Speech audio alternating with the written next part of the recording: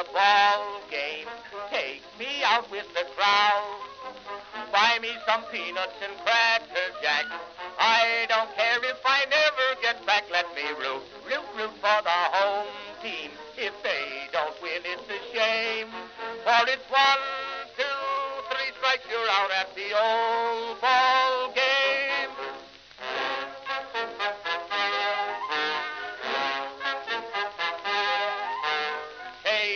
Casey saw all the games, knew the players by their first names, told the umpire he was wrong all along, good and strong. When the score was just 2-2, Casey knew what to do, just to cheer up the boys she knew. She made the gang sing this song. Take me out to the ball game, take me out with the crowd. Buy me some peanuts and cracker jack. I don't care if I never get back. Let me root for the home team. If they don't win, it's a shame. For it's 1, 2, 3 strikes, you're out at the old ball game.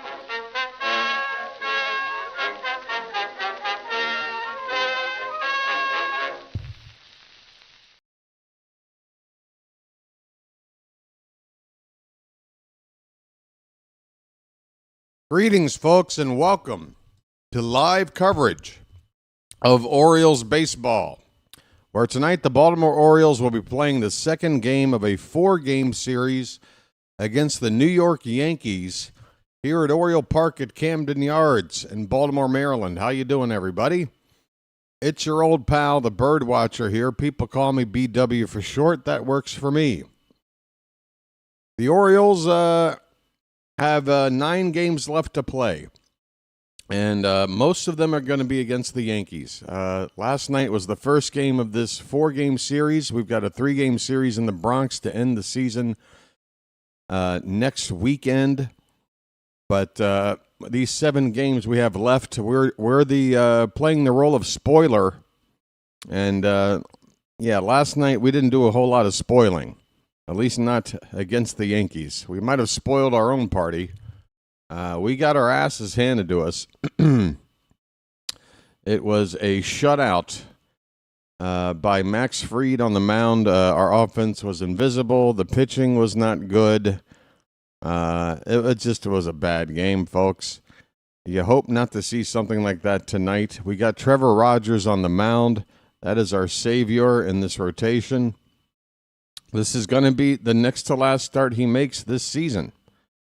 He is lined up to pitch tonight and game 1 against the Yankees in the Bronx next Friday night.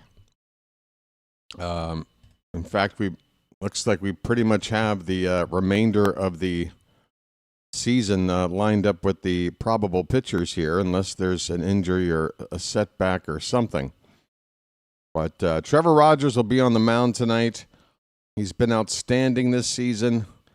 We only wish we would have had the wherewithal to have him on this team from opening day, replacing, a guy like, I don't know, Charlie Morton in the rotation.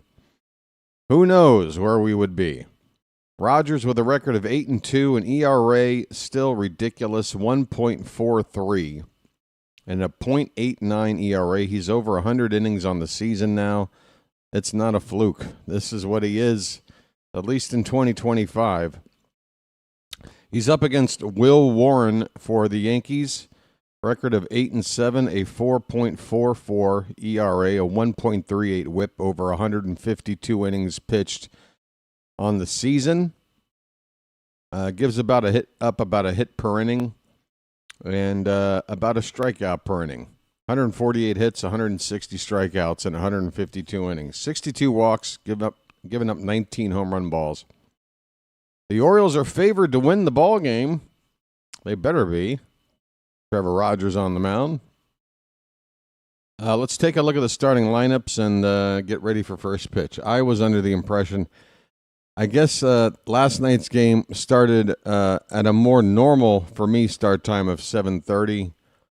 Or was it 7:15? I don't know, but it's 7:05 tonight, a little bit earlier. But it was a Fox game last night, so that would explain the timing of that first pitch. But I prefer that timing. I don't prefer Fox, especially after last night's result. But whatever. Let's move on. Here's the starting lineup for the New York Yankees first. Paul Goldschmidt is at first base. He's the leadoff hitter. Aaron Judge will bat second and play right field. Cody Bellinger is in center field, hitting third. Giancarlo Stanton, the DH, will bat cleanup. Ahmed Rosario at third base will hit fifth.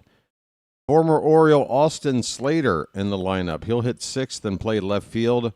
Jazz, oops, I took a shot to my nuts last night. Chisum is in the lineup for the first time in the series, playing second base and hitting seventh. Anthony Volpe is at shortstop, batting eighth, and Austin Wells will do the catching and hit ninth. For Baltimore, Jackson Holliday will lead off and play second base. Jordan Westberg is the third baseman, hitting second. Gunnar Henderson at shortstop, batting third. Ryan Mountcastle, the cleanup hitter and DH. Dylan Beavers is hitting in the 5-hole tonight. He's in left field. Jeremiah Jackson is hitting sixth and playing in right field. Sammy Basayo doing the catching, batting seventh. Hitting eighth, Colton Cowser in center field, and Kobe Mayo will be at first base and bat ninth. Decent lineup. Way better looking lineup than the one we had against Max Fried. I mean, honestly, what were we thinking? I mean, Tony, you put together what in your mind was the best lineup to get to Max Fried, and we got squadouche, okay?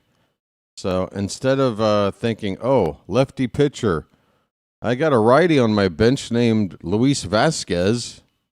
Is that better? I got Mateo here. No, it's not better. These are the names we want to see in the lineup pretty much every day. Holiday, Westberg, Gunnar, Mountie, Beavers, Jeremiah, Basayo, Cowser, Mayo. Okay? Okay? Got it, Tony? We got 9 games left, Tony. Any idea about why you managed the game the way you did last night? So it's not the best option, but it just is what it is. Well, that makes sense. Do you care to maybe give me a more nuanced answer, like actually, get into the details of what you're talking about? Or So it's not the best option, but it just is what it is. Okay, I see where you're going. It's more of a profound statement, one that asks the audience to think about it for themselves. I see. Right. Any idea about what we're going to do for a manager in 2026, or? So it's not the best option, but it just is what it is. All right. Well, I guess I'll just hold on hope. All right. This game's going to get started in about 5 minutes. The Orioles have a record of 72-81. 9 games left to play. If we lose one more game, it's officially a losing season. We have to win out to go 81-81. Likelihood of that, slim. What would I give for that to happen? I mean, maybe not all of my left nut. I don't know. What can I lose here? I could lose a pinky toe. I'll give you a pinky toe.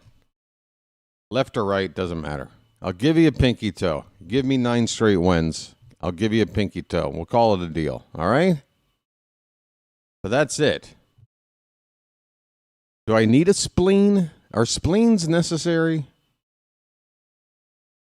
I take it back. I mean, if I don't need a spleen, my pinky toe, I like it. It's my little toe. I might not need a spleen. I'll give that away. All right? 9 wins for a spleen. Folks, does that sound like a deal? Hey, we're at Oriole Park at Camden Yards. I mean, at least let us beat the Yankees tonight. I'll give you my appendix, okay? Perfect. What Well, we've got the big three in the Masson booth tonight: Ben McDonald, Kevin Brown, and Jim Palmer. Two athletes and a guy that has probably never played tetherball once. But hey, did I go over? Yeah, I went over everything. Okay, so we have another new player on the team. Welcome in 70th different player on the Major League roster this season, which, by the way, folks, fun fact, ties a Major League record for most players in one season playing on one team. Dear Mike Elias, note this accomplishment, quote unquote.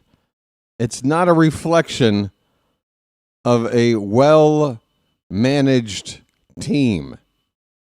All right, this is not a record that indicates, running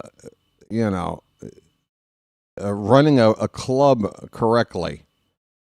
It's an indication of players who underperformed. It's an indication of a team that has vastly underperformed to the point where you had to trade like 10 guys away. That would account for a bunch of new names in. It's a testament to our training staff and how we can't keep anybody healthy. It is an indictment on the Orioles front office and coaching staff. That's what that number represents. So where is the accountability for that? I don't know. But your 70th Oriole of the season, folks, is Jose Espada, a relief pitcher called up from Norfolk who replaces Chase McDermott, who's been put on bereavement/family medical emergency leave. All right. By the way, Emmanuel Rivera has cleared waivers and has rejoined the Norfolk Tides. Nobody wanted Emmanuel Rivera. He's back. Not on the big team, but he's still in the system for a little while longer. Right. So, yeah, if we can just figure out a way to get one more new name into this team before the end of the season, we can hold the record, folks. We can be a record-breaking team. Who doesn't want to break a record? Right up there with starting 0-21 in 1988. This is a record that we can put right there up on the mantle, right next to that one. Let's go. Let's go. Who can we call up? Who is a person we can Judd Fabian. Do I hear Judd Fabian? Can we call him up for one at-bat just to make this happen, folks? What do you say? Hey, Charm City Chat, how the hell are you? How am I doing? Don't ask. The channel is a mess. But I'm not going to talk about it unless the game gets out of hand one way or another. And with Rogers on the mound, I don't expect that to be the case tonight. But between now and the end of the season, I'm willing to bet we'll have a point in one of these games where we'd rather not talk about what's going on in the game. And then maybe I'll talk to you about what's going on with the channel because, my oh my.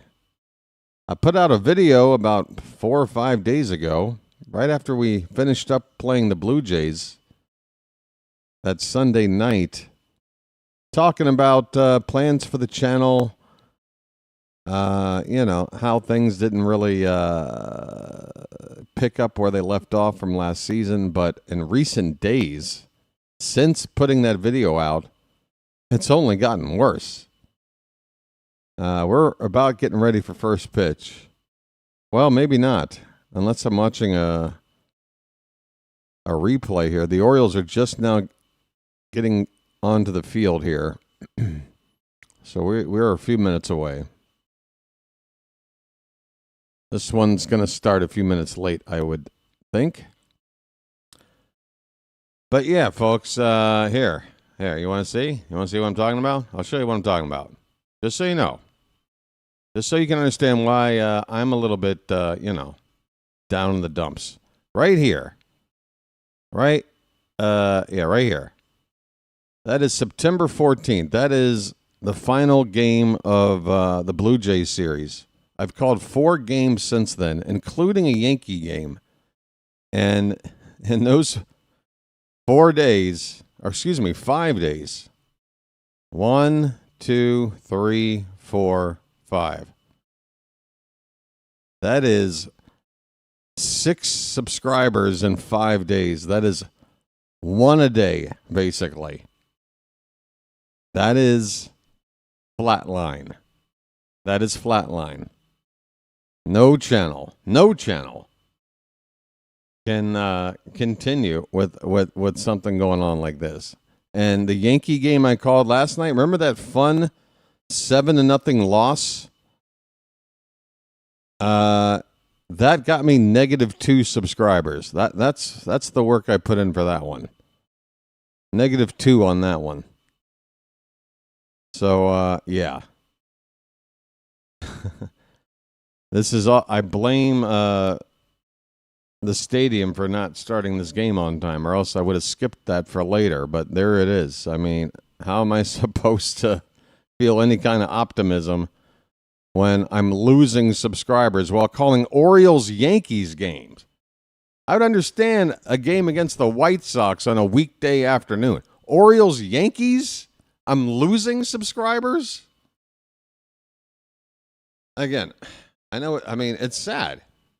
To talk about it is sad. I probably look pathetic as a YouTuber talking about it, but what are you gonna do? I don't know. Here we go, folks. First pitch of the ball game to Goldschmidt from Rogers is a called strike. Goldschmidt, 280 average, 10 home runs. Next pitch is popped up, right field. Jeremiah is waiting on it, and he makes the catch. 2 pitches, 1 out. Goldschmidt retired. Have the scoreboard up here in a sec.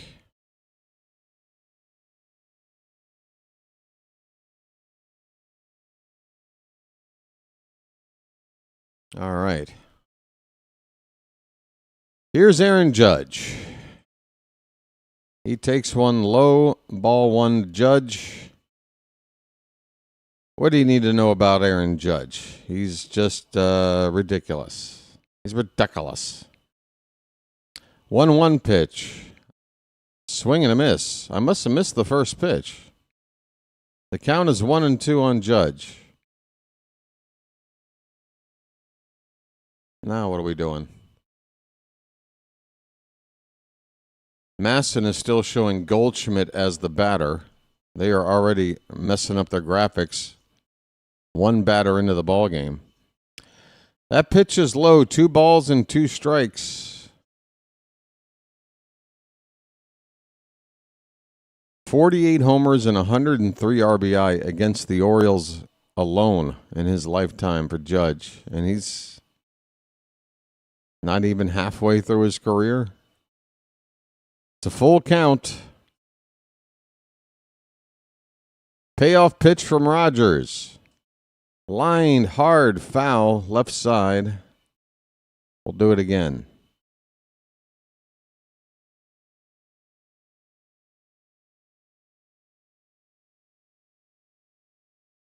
Baltimore's wearing their City Connect jersey shirts tonight with the white pants. We're never going to wear the black pants again, are we? The All Blacks? I'd like to give it another chance.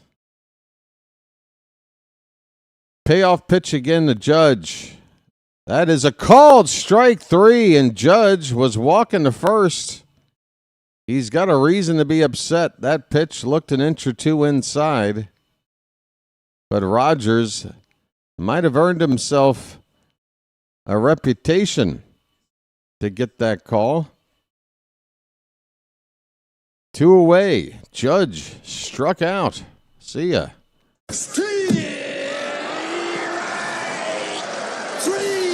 Well, y'all come back now, you hear? First pitch strike to Cody Bellinger. He's on 29 homers and 97 RBI. So he's looking at a 30-homer, 100 RBI season here for the Yankees. That's what they brought him over for. He has delivered. 273 average. Swing and a miss. The count is 0-2. So, does he put up Juan Soto numbers? Not quite, but good enough numbers to protect Judge in the lineup and certainly a defensive upgrade. And probably way better attitude for the clubhouse. So, and you're paying less than half the price. I think I'd rather have Bellinger, folks, if I'm being honest. It's 2-2 on Cody Bellinger with 2 out, nobody on base, top of the first. Pitch from Rogers. Right in there, called. Strike 3. Sit down, Belly.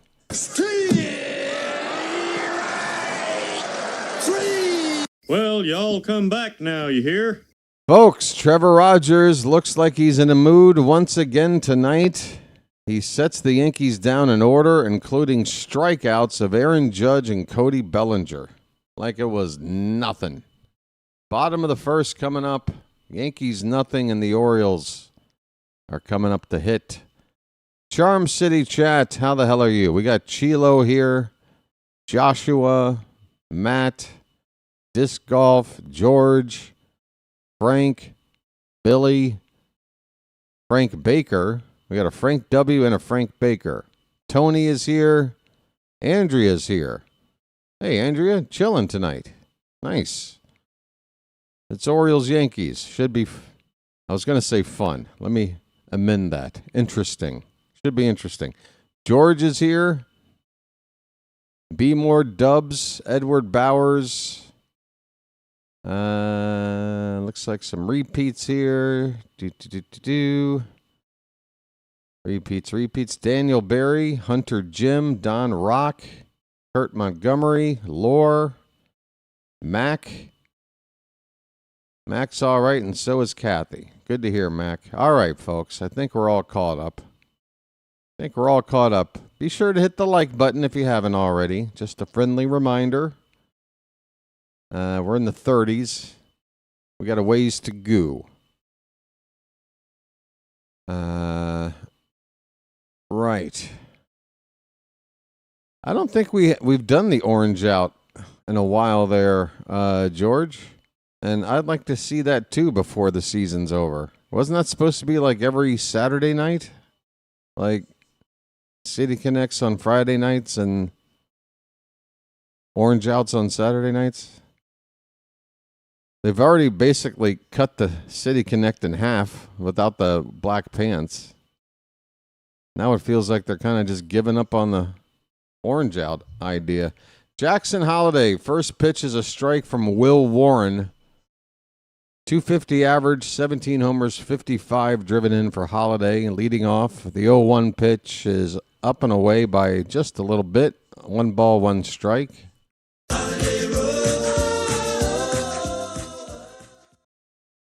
Phantom is here. How you doing, Phantom? 1-1 pitch outside. Will Warren wears a interesting number for a pitcher, 98.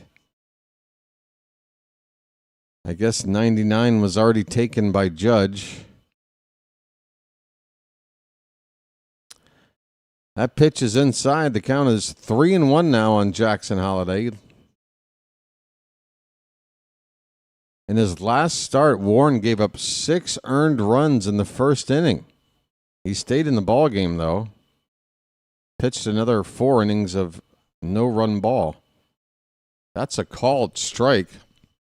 Holiday was walking out of the box thinking he had ball 4. What umpire we got tonight, folks? We already have a Yankee who isn't happy. Holiday's not happy. Payoff pitch. Popped up. That sounded good off the bat, but it's going to hang up there in left center. About 15 feet in front of the track. For out number 1, Bellinger playing in center field. Slater's in left, Bellinger in center, Judge in right. Rosario at third, Volpe at short, Chisum at second, Goldschmidt at first, Austin Wells behind the plate. Jordan Westberg. West is that way. Looks at a strike on the outside edge. .264 for Westberg.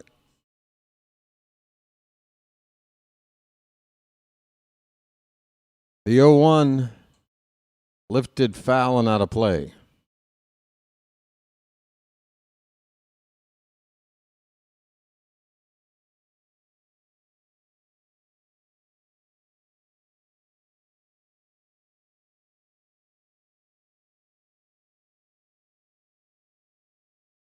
Here comes the 0-2 to Westberg. That one's fisted behind the plate foul. Westberg got jammed, but got a piece of it. Count still 0-2.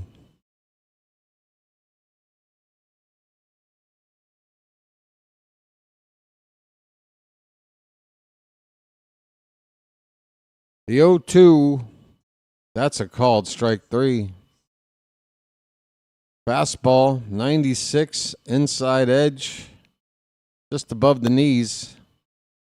Westberg strikes out looking for the second out here in the bottom of the first.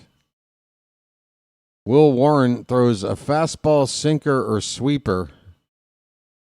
Those are his three main pitches. He'll mix in a changeup and an occasional curveball. Starts with a heater with Gunnar Henderson at 95 miles an hour for strike one. Gunnar hitting .273 with 16 homers and 64 driven in. Everything is a square root of 4.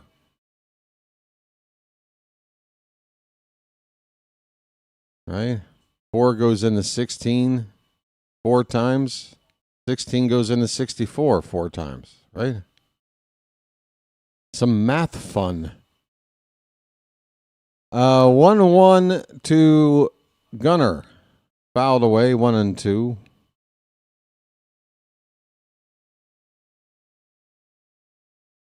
Two out, nobody on, bottom of the first, no score. Looks like a larger crowd than last night. Last night had about 25,000 and change.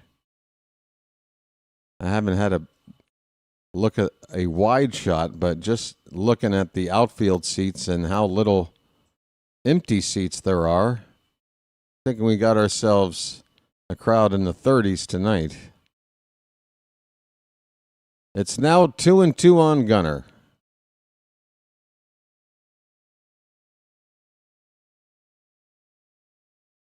Two pitch. Swung on, got just a piece of it. It rolls away from the plate just a few feet. Still 2-2. As the bugle goes off at the ballpark.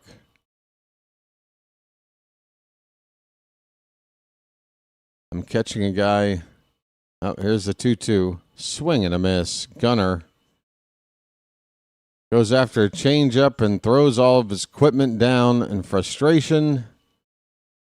As the inning ends, the Orioles are retired 1-2-3. We go to the second inning, no score. Fan Appreciation Weekend. Well, there's a concept. Here's an idea, Baltimore. Do you want to show fans some appreciation? Don't mess with the ticket plans. Oh, too late. Don't raise the price of tickets across the board by an average of 3% after a season like this. Oh, too late. What else can you do to show the fans you appreciate them? Let's see. I don't know. Maybe instead of giving away 50 different hats a year, go out and go get somebody better. I don't need another hat. I need a winning product on the field. I need competent management. That's what I need. Okay? So you can keep your swag, all right? Your little duffel bag of cheap T-shirts and hats. I don't need them. All right? 43 years now it'll be. We'll be going into year 43 of a drought next season. Think I care about your hats? I don't. I got the only hat I need right over here. Oh, but now fans can get in with a quick QR code swipe. Hey, isn't that a great perk, everybody? You'll get in the gate 2 seconds faster with a QR code swipe, which by no way will collect any of your personal information or data to be farmed and sold somewhere. Isn't that great? All right, Giancarlo Stanton, first pitch is ball one. Next pitch is a strike. 1 ball, 1 strike. What else can you do to show us you appreciate us there, Orioles? 1-1 pitch is low from Rogers, 2-1.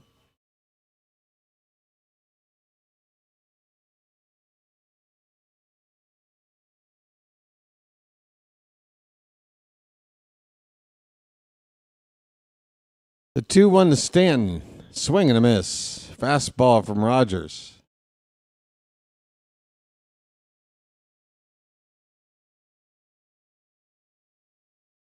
Well, they're having fun in the Masson booth. All I hear is nothing but laughter. Are they piping in nitrous oxide? Stanton hits it high in the air to left field. The crowd with a giant gasp, but that ball's going to stay in the yard. You hit it too high, Stanton. A deep fly ball to left. Beavers makes the catch on the edge of the track for the first out here in the top of the second.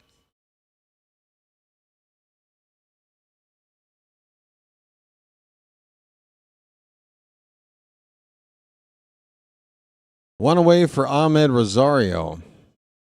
He had a big hit early in the game yesterday. A 2-run, 2-out single in the first to give the Yankees the only runs they needed last night.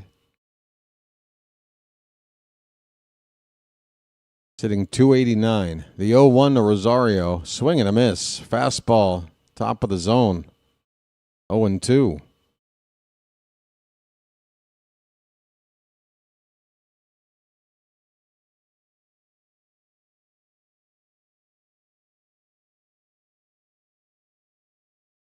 That one's off the plate. 1 ball, 2 strikes.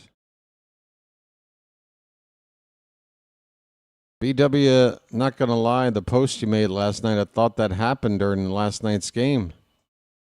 Till I realized it wasn't. Swing and a miss. Rosario strikes out.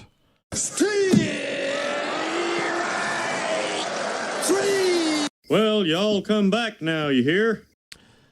Yeah, I didn't mean to trick anybody into thinking that was from the game. I mean, if you look at the timing of the post was put out pregame, and it even says, tune in for the game tonight. It was just a photo I used to try to drum up some interest.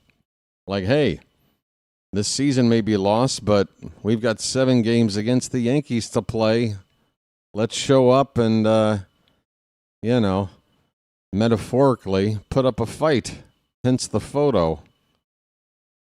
But you're not the first person to tell me that. I think somebody left a comment saying I thought that was from the game that night. But if you knew your City Connect jersey rules, you would know that photo was from a Friday night game because they're in their City Connects. That was from last year, I guess. Austin Slater is at the plate. He's got a count of a ball and 2 strikes. Sorry, I missed a couple of pitches here. Just fouled off strike 2. Bases empty, 2 down for the Yankees. 1-2 is low and in.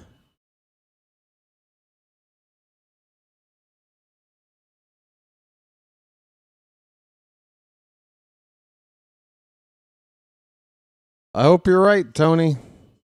I hope you're right.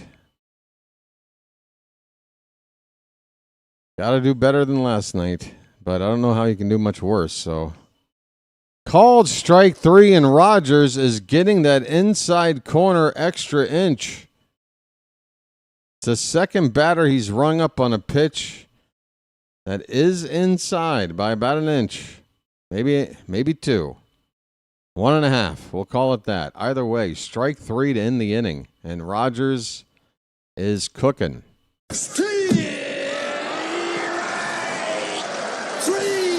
Well, y'all come back now, you hear? Let Rogers cook.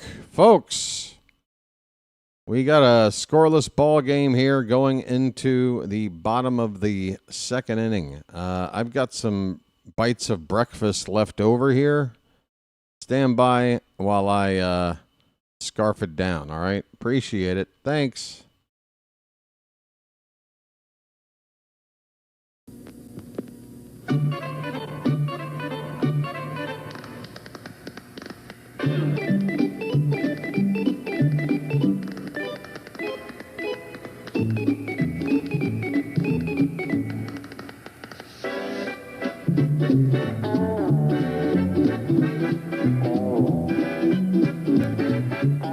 He met a strange friend at the Chesapeake Bay. Stick a fork in the Yankees. They're done, baby.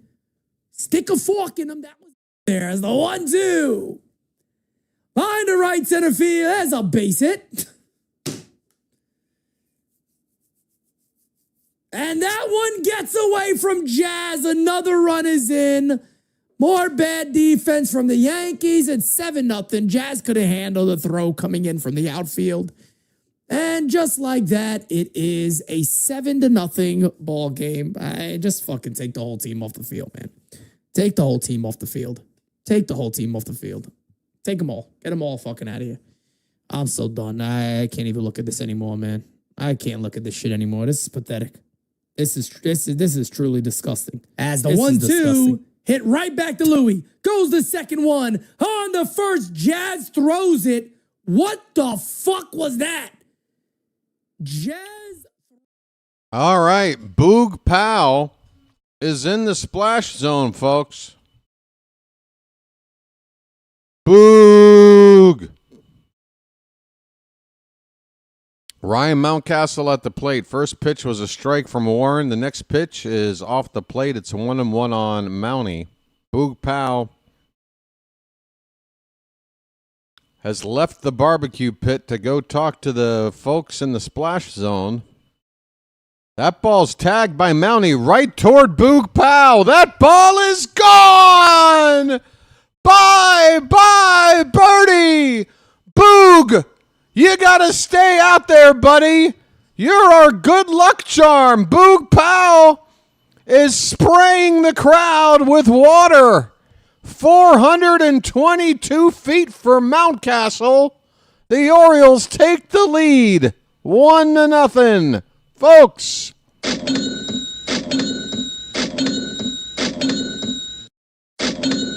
Boog.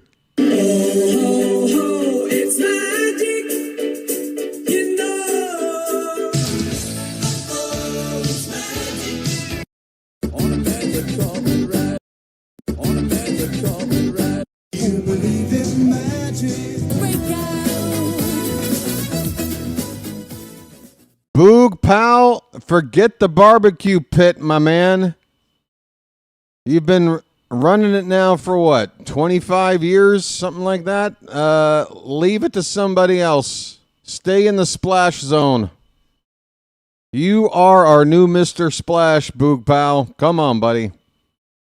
Dylan Beavers is at the plate. He's got a 1-1 count. That ball's hit on the ground at second base. Routine play for Jazz. And that will retire Beavers. Folks, I barely had a chance to see your Beavers. Let's not let that happen again. I absolutely blew a chance to see your Beavers. Mountcastle, I mean, right on cue. That ball landed within 10 feet of Boog Powell out there. Here is Jeremiah Jackson. First pitch is a strike. Jeremiah was the bullfrog.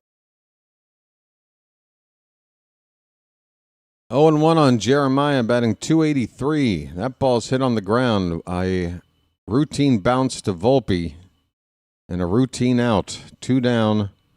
Jeremiah retired. Folks, if you go to MLB.com right now, the front page story talks about the exciting players to watch in 2026.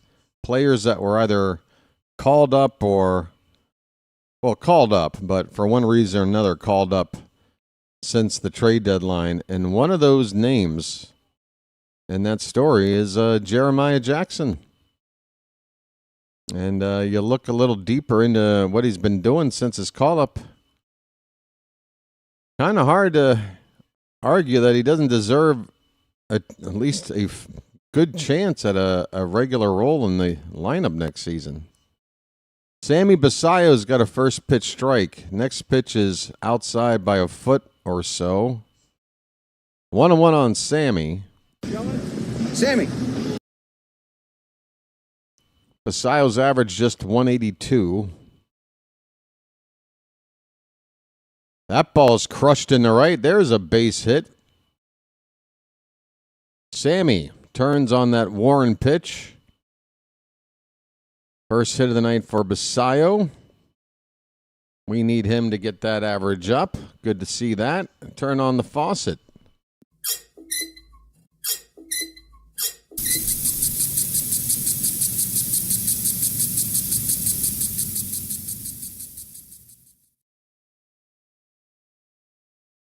Colton Cowser, folks. Boog Powell still having fun out there in the splash zone. First pitch curveball is a strike. Looked a little bit low, but the ump is calling that, so I'm not going to get mad at him. At this point, at least the ump is being consistent. You're getting an inch low. You're getting an inch off the edge of the third base side of the plate. That was 2 inches off the outside there, and that's a ball. 1-1 the count on Cowser. I see no cows in the chat. What's going on, folks? What is going on here? Just a complete lack. What is my audience lactose intolerant? Come on. 2 balls, 1 strike, 2 down, runner at first, a run in for the Orioles. Cowser needs a hit here to get his average back over 200. He's at 199.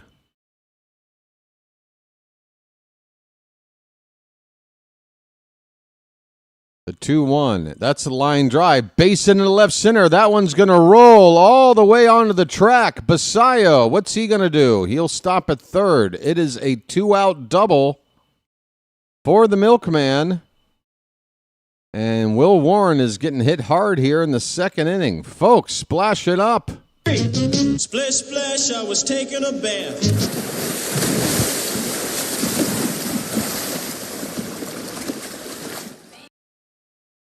All right, well now the you're wrong, Gary. And now it's 201. I said he needed a hit to get his average over 200. He did, and now it's 201. Kobe Mayo is up next, second and third with 2 down. And Will Warren is going to have a mound meeting with half the team. Pitching coach, entire infield. Might be an outfielder in there somewhere.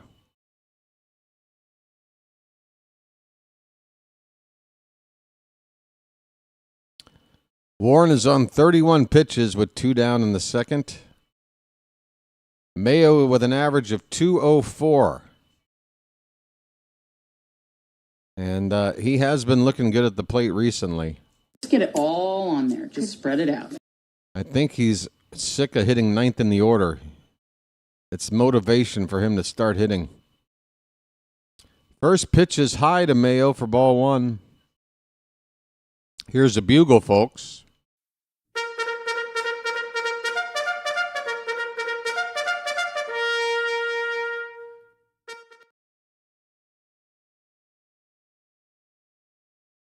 1 ball, no strikes to Mayo. The pitch.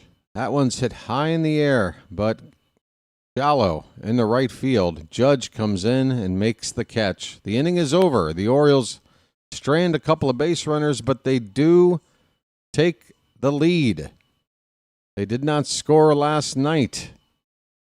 They have a lead here tonight with Trevor Rogers on the mound, so fortunes could be turning here with that Ryan Mountcastle home run.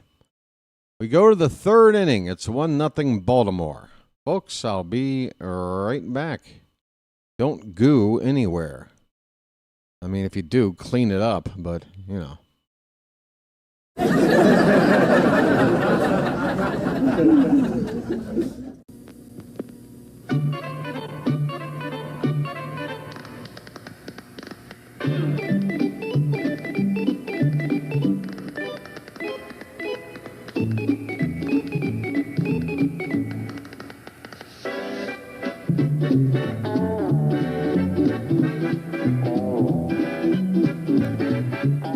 He met a strange friend in the Chesapeake. I mean, you know I'm a Lucky Strike fan from way back. Boy, Harry, you're full of energy. You look great. I hate to tell you how I feel. I swear. I've had that bad back myself. Also, with this cold, it just seems like it's settled in there. That's age, friend. I don't care what it is. It feels awful. You smell like a drugstore. That's right. I am a You're drugstore. not a hypochondriac, are you? What does that mean? Oversexed? I'm starting to adjust. I've gotten really into running 10Ks. I garden now, and I even bought season tickets for the Orioles, since that's what guys who can't satisfy women do. What? What? Bye, Birdie. This is great iced tea.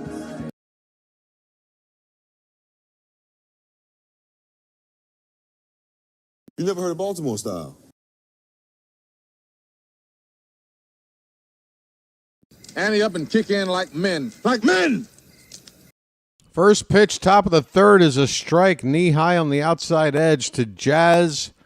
Stupidly hit himself in the nuts last night, Chisum. Ball 1, that pitch is low. 1-1 on Jazz. Jazz fouled a ball off his ball bag last night.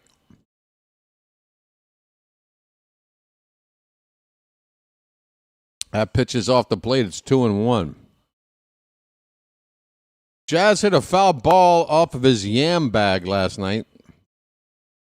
There's a swing and a miss. 2 balls, 2 strikes.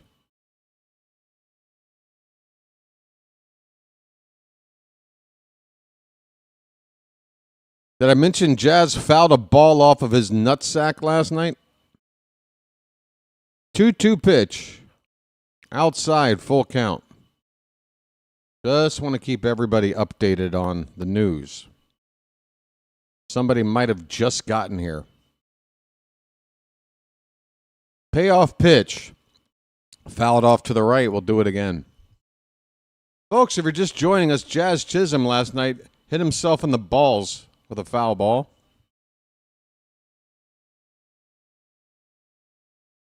That's not a first. Andrew Dice Clay used it, and then Jay Moore stole it from Dice, and now I'm stealing it from Jay, which is why I feel terrible.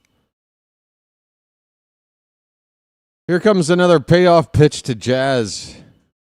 Fouled straight back. Not off of his nuts. Full count.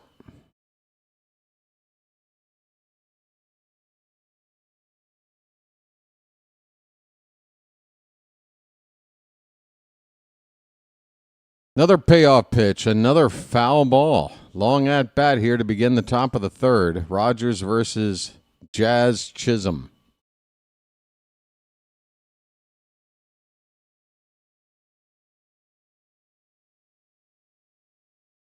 Hey, thanks, bud. Appreciate it. Another 3-2.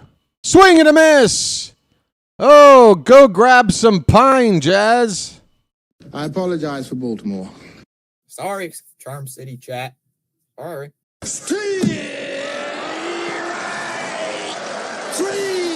Well, y'all come back now, you hear? Hit the bricks, pal. You're done. You get nothing. You lose. Good day, sir. How about this? Peace, love, dope. Now get the hell out of here. Well, when you gotta go, you gotta go. What's you talk? Why don't you go to Twitter, Jazz?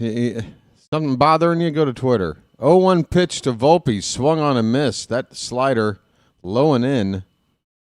Rogers gets ahead of Volpe 0-2. There's only one pitcher in baseball who is getting a better batting average against off the four-seam fastball. That is Seattle's Brian Wu. Other than that, and he throws at 95.7 on average. Rogers only throws his at 93. You look at this list of the top 10 pitchers who have the best batting average against with their fastball. Rogers throws it slower than anybody else. That's what makes what he's doing so amazing. He stands out on the sheet as an aberration. Volpe fouls this 1-2 pitch back. We'll do it again.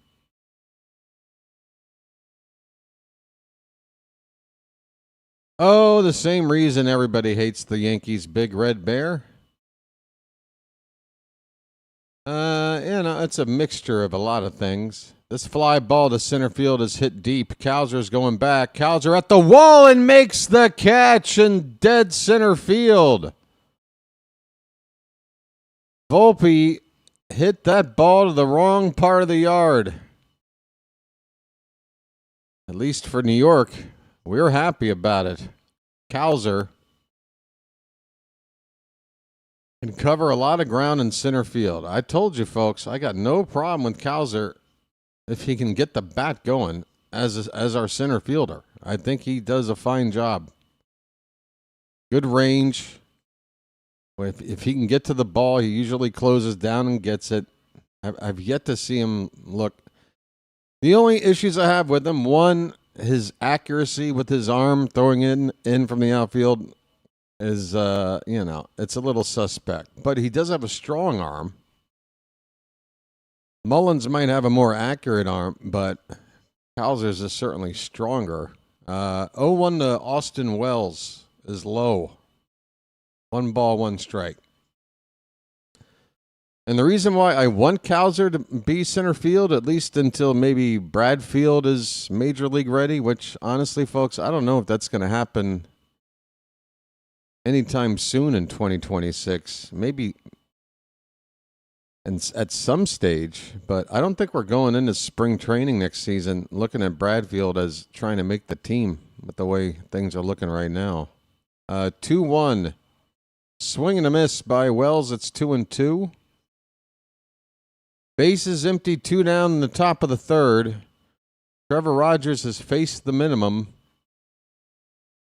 And the crowd is making some noise right now. They want to see Rogers end this inning with a strikeout.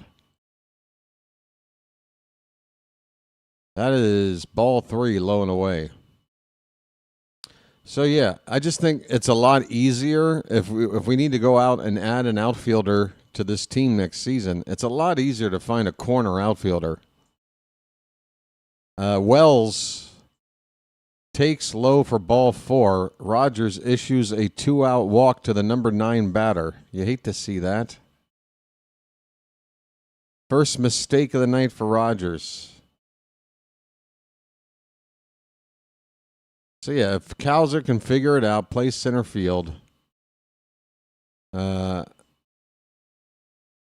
you go out there and you get yourself a corner outfield bat. And usually those corner outfielders are your power hitters, and that's what we need. A power hitter, right-handed, corner outfield, middle of the order, veteran, team leader. Check all those off. Find me that person.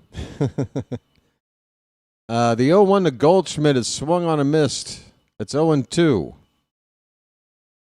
Yeah, Laureano, I think, is, it just about ticks every box. I mean, we do know what he is. How much of his leadership really helped the team, I don't know, because he was a part of this team when they were very, very bad. But to be fair, he wasn't getting regular playing time when we were at our worst. And again, it's another sign of just bad judgment, bad analysis, bad evaluation by the front office. Like, nobody could figure out Laureano should have gotten into that lineup on a regular basis a lot sooner than we got him in there. Just kills me to think. Imagine Laureano is playing every day instead of Tyler O'Neill, and Trevor Rogers is in the rotation opening day instead of Charlie Morton. How would this season have gone? Rogers just hit Goldschmidt with a pitch, a sweeper. Certainly not a pitch you hit somebody intentionally for, and certainly not a situation you would hit somebody intentionally. With Aaron Judge coming up next, it's the worst time to hit a batter. But judging by what sounded like Yankee fans reacting to this hit pitch, they're going to act like we did it on purpose. And for whoever was asking, please explain why we hate the Yankees, there's a reason.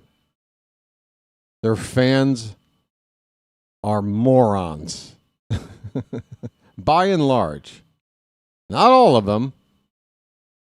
Just like with anything else in life, folks, you take a large group of people, you're not doing yourself any favors by lumping them all together as being one and the same. But the majority of the fans are insufferable. Aaron Judge has a count of 0-2. That pitch looked a little bit low. Aaron Boone's barking.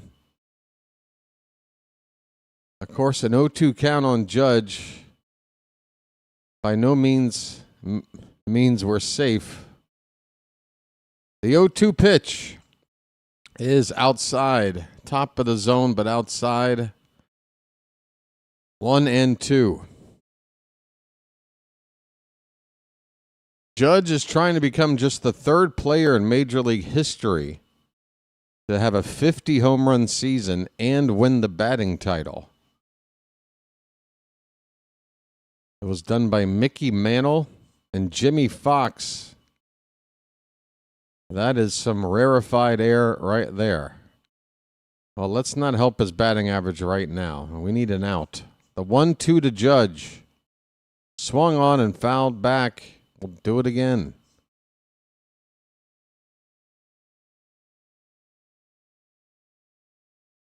So we were just talking about how Rogers has the second best batting average against with his fastball. Judge has the best batting average versus the fastball, 398. Rogers goes to a changeup. It's low. The count now 2 balls and 2 strikes. 2 men on base with 2 down. The Orioles have a 1-0 lead. Rogers has labored in the inning with 31 pitches. He only had to throw 29 through the first 2 innings. This pitch called strike 3. A sinker on the inside edge. Perfectly spotted. Rogers strikes out Judge for the second time tonight. This time with 2 men on in a big spot. Rogers works around the walks. Still hasn't given up a hit. We go to the bottom of the third. It's 1-0 Baltimore. All right. Trevor Rogers, get some. Where's my button at?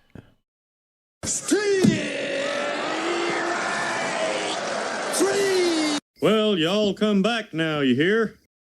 Well, y'all come back now, you hear? Well, y'all come back now, you hear? All right, folks. We go to the bottom of the third inning. 1-0 Baltimore. Folks, we got nearly 100 people here. We're 59 on the like count. We're in a break. And I have no sponsors to bug you with. So, This is the sort of time that makes sense to ask those watching right now to do me a little bit of a favor. I mean, it's a little favor for you. It means a lot to me. Just tap that thumbs up at the bottom of your screen, okay? Let's get the like count on up. The more the merrier. The more YouTube is happy. And, yeah, I'd appreciate that if you did that. If you're watching and you're not yet subscribed to the channel, might I suggest you give that a chance as well. It's free. There's a button right below for that. You can join the Charm City chat whenever you like, or you can refrain. It's up to you. But it is free, and it does help the channel grow. Okay, folks? Give me 1 second. I'm about to enjoy a Lucky, but I got to open up that back porch door to get the air cycling through. Be right back.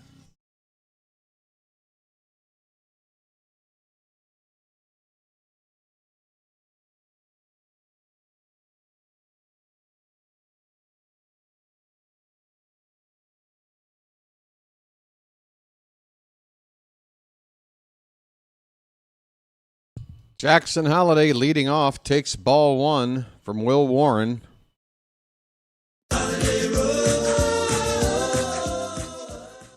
Next pitch is outside. It's 2-0.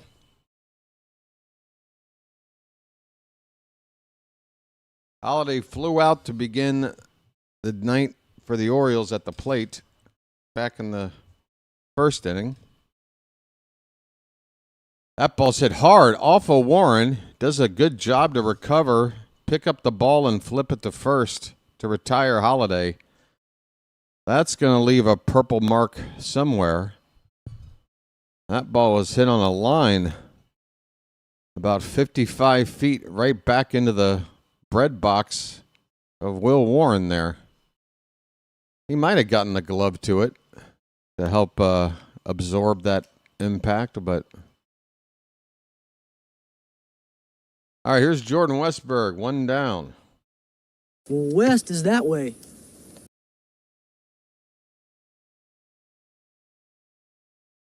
Westburg looks at a sweeper that catches the corner at the knees for strike one. Folks, we got some Westburg emojis in the chat. Hey there, Teresa. You having a martini? Nice. Another sweeper. This one breaks outside. 1 ball and 1 strike. Folks, what's your favorite martini? For me, apple. Haven't had one in forever, though.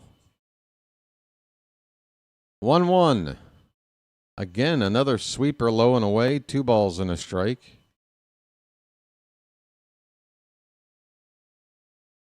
You can keep the olive. It's a waste of time. Just give me a nice apple martini. 2-1 to Westburg. That one's lifted to right field. It's going to be caught. A shoot. A snow cone grab. A diving catch by Aaron Judge in right field. He is such a better baseball player than Juan Soto. It's not even close. Soto's not making that catch last year. Soto was never making that catch last year. Nice catch by Judge. 2 down in the inning. Here's Gunnar Henderson.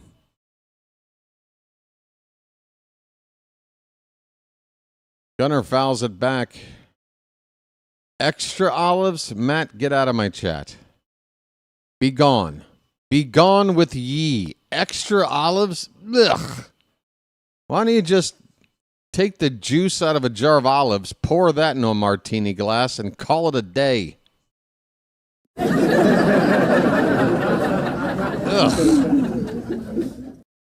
Ugh. I'm getting like pucker face just thinking about it. Ugh. I said pucker. Calm down. The 1-1. That is low. A curveball to Gunnar. 2-1 the count. Extra olives. All right, I'll tell you what, Matt. We'll go out drinking together. You can have my olive. That'll That'll fix both our problems. 2-1 pitch. Check swing on a curveball in the dirt. It's 3-1 on Gunner.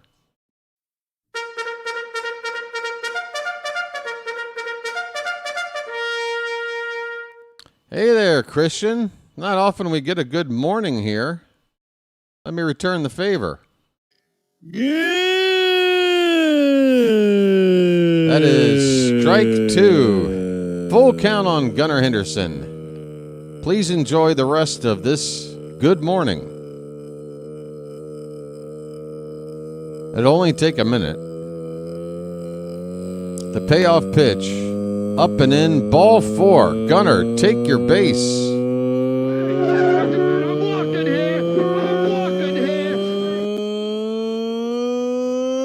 Are you done yet? Good morning. All right, thanks. Well, when you started to say good morning, it was morning, but it's already late afternoon now that you're done saying good morning. Mountcastle's up. He crushed one out of here last time. Here's a ground ball, one big bounce to shortstop. Volpe flips it to Jazz covering second for a force play, and that'll end the inning.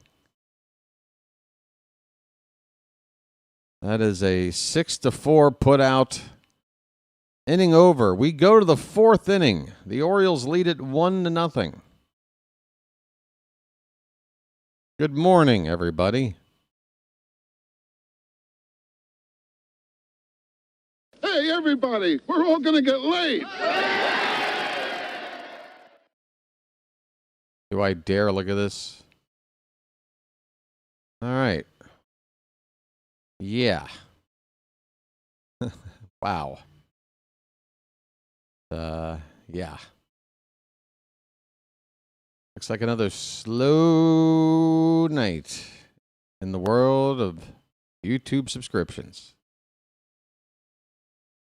Right. How you doing, everybody? Well, Edward, you're not too far off. Folks, anybody check out any of the so bad they're fun to watch movies I've been suggesting last night?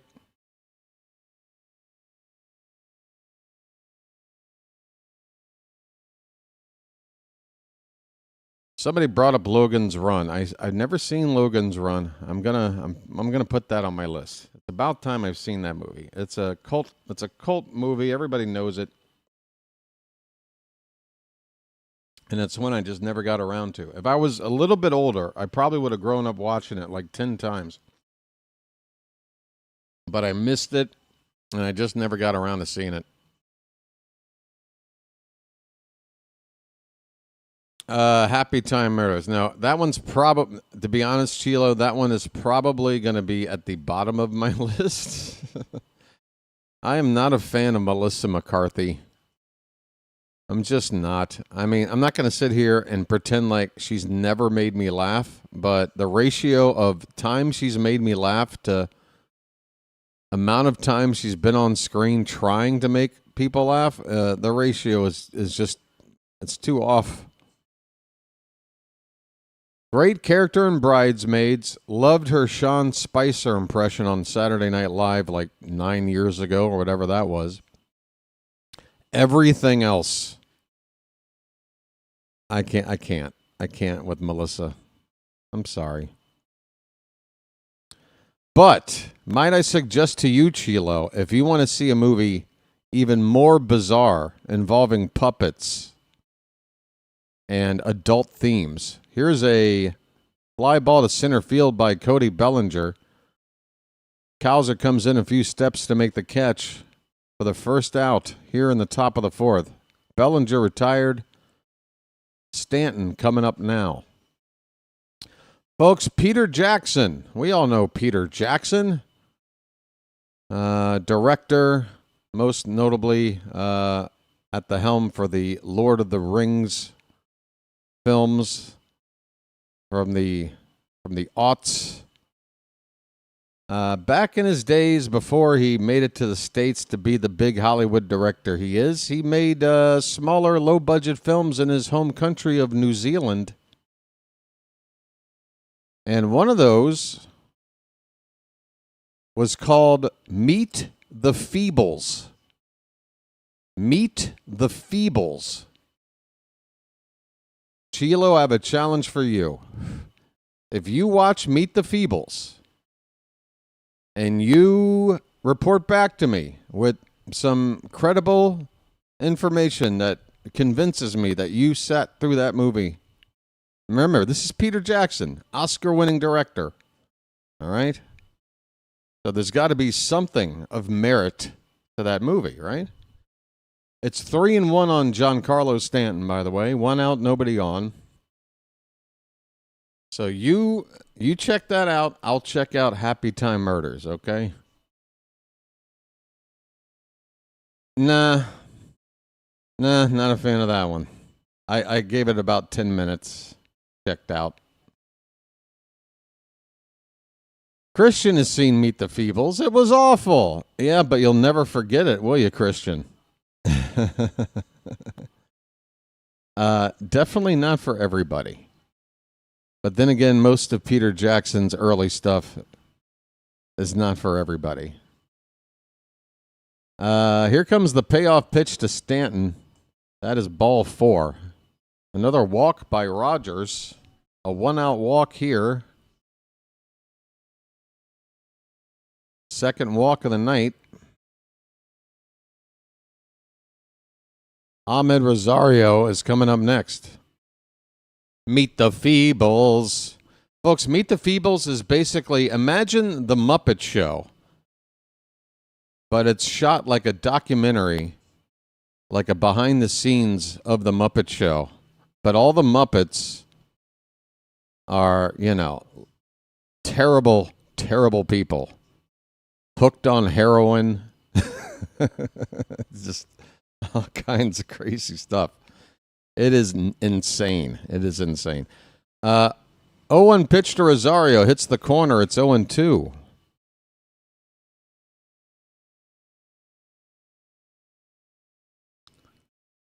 (0-2) on Ahmed Rosario.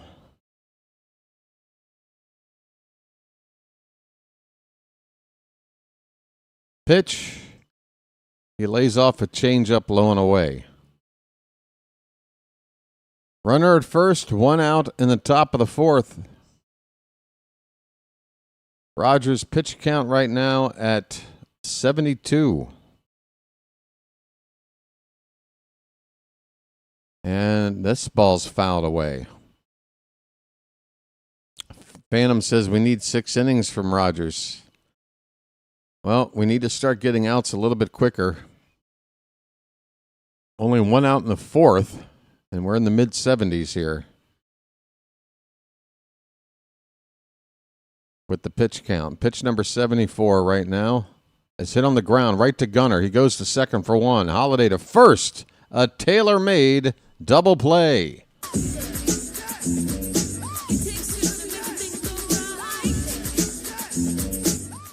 All right. Trevor Rogers puts a man on and eliminates him with a double play ball. We go to the bottom of the 4th. The Orioles have a 1-0 lead. All right. I guess let's stop talking about early Peter Jackson movies. Nobody knows. Nobody cares. I can recommend one, like, legitimately, and this was probably the movie that said to Hollywood, okay, this guy's weird, but now we kind of see the genius of this guy. This is the first film Kate Winslet ever acted in. If you know Kate Winslet, she's a fine actor. Heavenly Creatures. Heavenly Creatures, folks. Highly recommended. Probably one of my favorite movies of the 90s. Based on a true story about a true crime that happened between a couple of teenage girls in New Zealand back, I believe, in the early 60s. It's got that Peter Jackson style that you kind of know now, but he just really nailed it with that movie. Heavenly Creatures. Please check it out. It's good. One of the best openings to any movie I've ever seen. Let me just say that. I always keep an eye on what a director decides to do with the very first scene of a movie. What does he do to draw you in, get you immersed in a story as quickly as possible? How do you do that? And what Peter Jackson does with that opening scene, you are in that movie right away. All right. We're coming up to bat. Folks, show me your Beavers in the Charm City chat. We didn't have much time to do it the first time he came up to hit. And we may not have any time now. First pitch popped up. Shallow left. Coming in to make the catch is Austin Slater. Beavers has made 2 quick outs tonight. It's very un-Beaverish. Normally he's taking pitches. I guess he's trying to go against whatever scouting report that's being built. Maybe he thinks he's going to get a good first pitch. Here's Jeremiah Jackson. Curveball to him is low, ball 1. Jeremiah. It's bullpen, not bullfrog. I got to move these 2 buttons. They look too similar and they're right next to each other. There we go. Okay, 2-0. That pitch is off the plate. 2-0.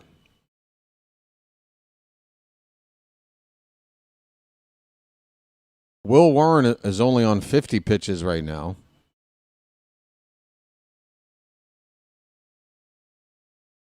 This pitch is fouled back. 2 balls, 1 strike.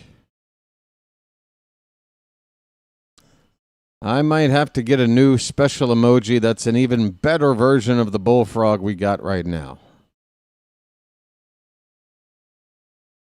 Ribbit. 2-1. Swing and a miss. Fastball. In the zone, up and in. It's 2-2.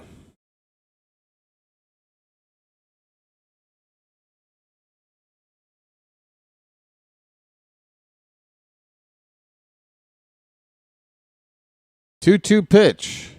That's tapped foul. We'll do it again. What is this? Wendy's 8 JBC meal deal. What is that? What does that even mean? JBC. Does that stand for Junior Bacon Cheeseburger? I feel so bad if that's what that stands for. Did I figure that out? But I shouldn't have figured that out. I should be left confused.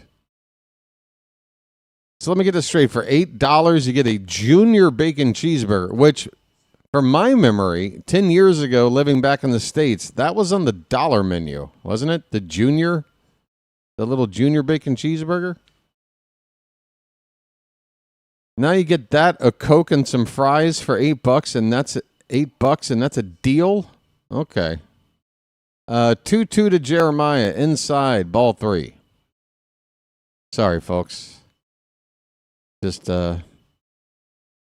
advertising can be effective. They flashed a banner of Wendy's on this broadcast. I'm just trying to figure it out. Payoff pitch. Swung on and missed. That fastball was right down Broadway, and Jeremiah missed it. 2 outs.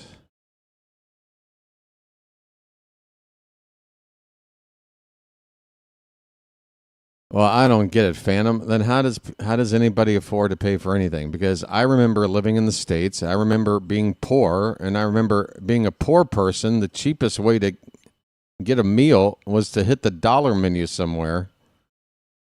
And yeah, was it nutritious? No, but it's either that or a box of Kraft mac and cheese again.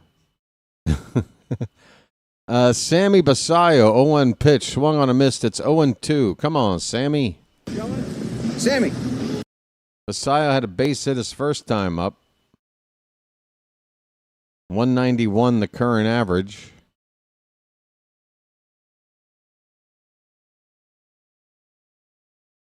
The 0-2 in the dirt.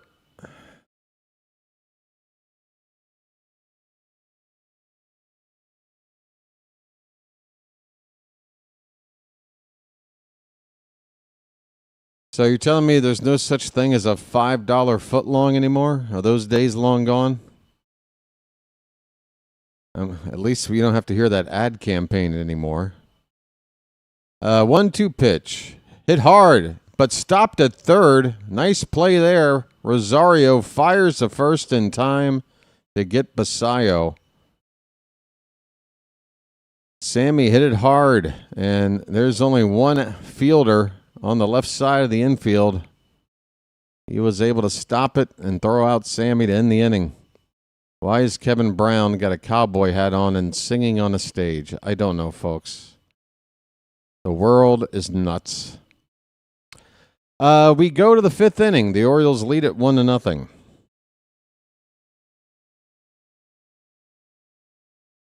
Yep. I've never spent more than $4 a meal, but I don't prep anything. I'm a bachelor. Even living out here, to buy the ingredients necessary and to have the tools necessary to eat the dishes that I eat, like, it would be more expensive. It's just cheaper to just... I mean, I guess over the span of like 25 years, it would eventually be cheaper. But I'd need a lot of money up front. Edward Bowers has a movie. Was going to mention a movie, but it may be... Why would it... What? Mention any movie you want.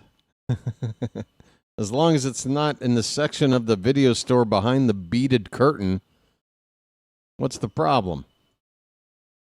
It's not Triumph of the Will, right? What's the movie? Subway footlong subs are now $7. $7 foot long. Yeah, it doesn't really have the same ring to it, does it?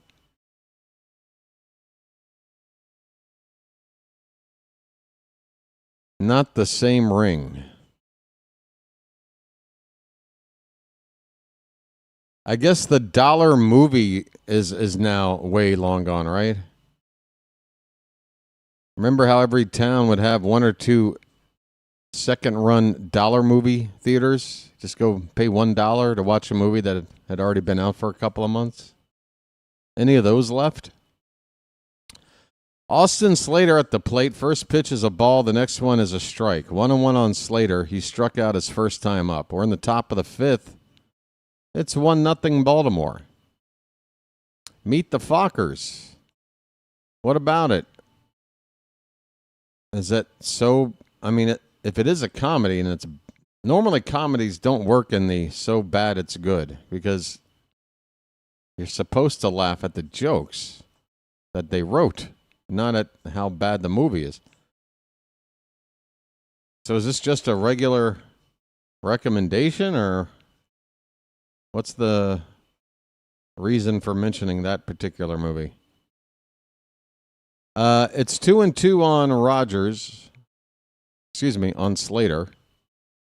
Pitch from Rogers. Fouled away. Last I saw one of those theaters, it was $2, but that was 10 years ago, and I don't know if any of them are still around. Oh, well. Every once in a while, I watch Commando. Matt, if you ever create like a profile for a dating site, that should be like your slogan. Hi, I'm Matt. Every once in a while, I watch Commando. That says a lot. That is strike 3. Swing and a miss. See you later.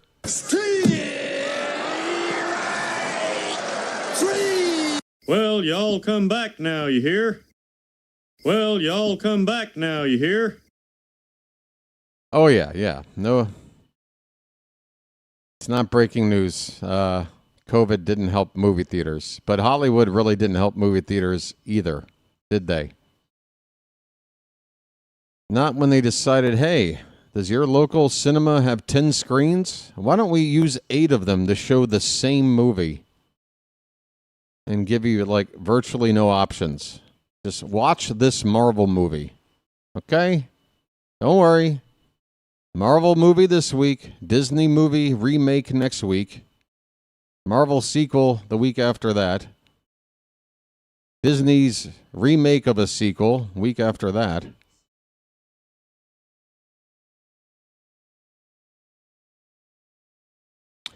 It is 1-2 on Jazz Chisum with 1 out, nobody on. Pitch. Sweeper, that's outside. 2-2.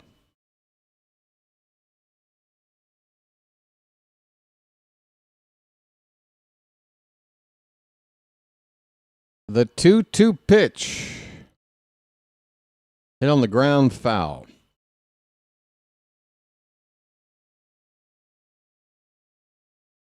Rogers is up to 85 pitches, folks. I don't know if he's going to go 6 innings. I mean, definitely not 6 complete innings.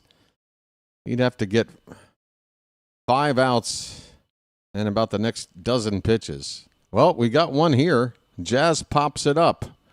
Mayo in foul ground on the first base side makes the catch. 2 away in the 5th. All right, 86 pitches, 2 down in the 5th. Let's see. How does this lineup look?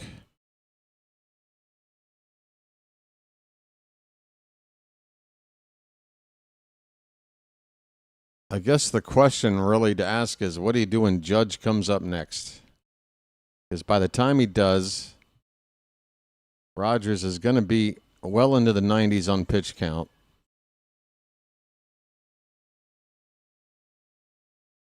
You could say, well, go to a right-hander, but is a right-hander from our bullpen any better than Rogers as a lefty? I don't know. Volpe with a deep fly ball to right center. That ball is going to be a snow cone grab by Colton Cowser on the run.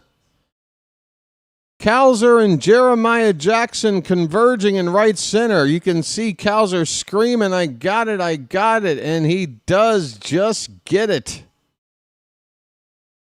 A deep fly ball out there to right center by Volpe, caught. Volpe had flown out to straightaway center field all the way to the wall. His first time up. Volpe has got to be really, he's got to be frustrated. I mean, he's hit the ball twice for a combined near 800 feet, and he's got nothing to show for it. This game is half over. It's 1-0 Orioles.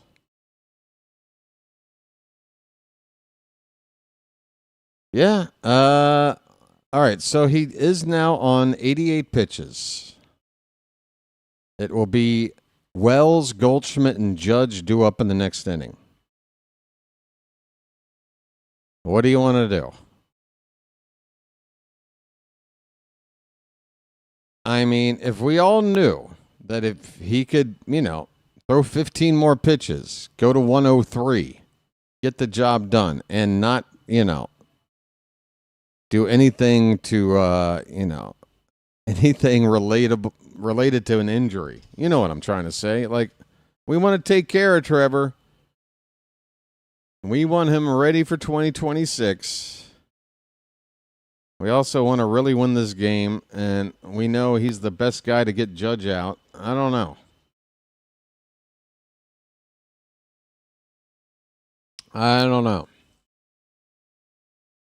It seems like a situation where no matter what you decide, an outcome could happen where you go, well, that was the wrong decision, or it could go right. I mean, it's...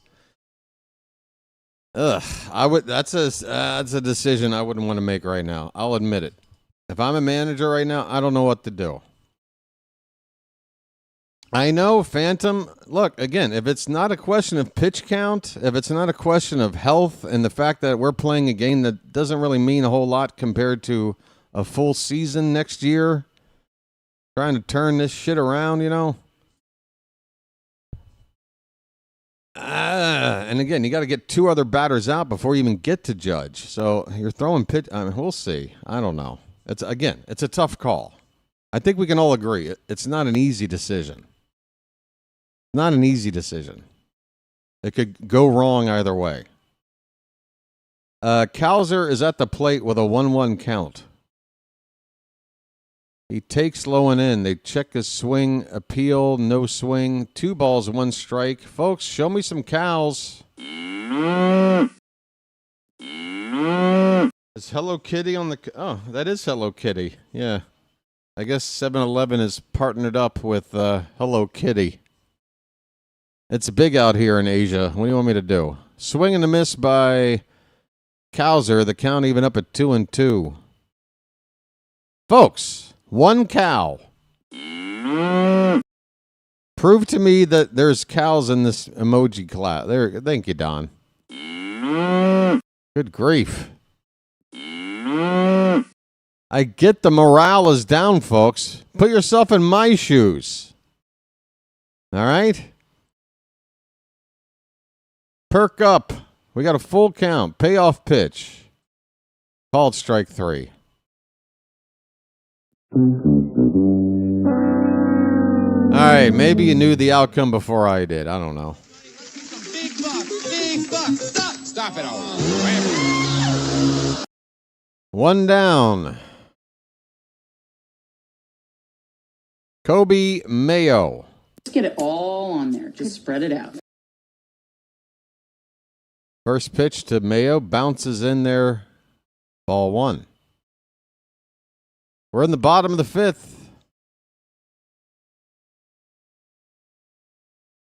Baltimore ahead 1-0 on a Ryan Mountcastle home run, leading off the 2nd inning. That's it.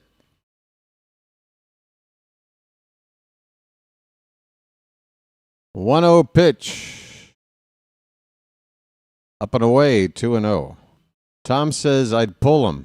It's a great start against a tough team, eliminate the risk, and it's a lot to feel good about regardless of what happens the rest of the game.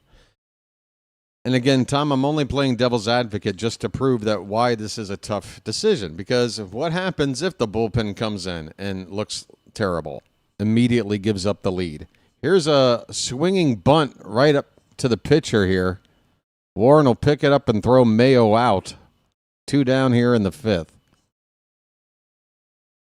Yeah, so that's why it's tough. I mean, I think your judgment on the situation is perfectly sound.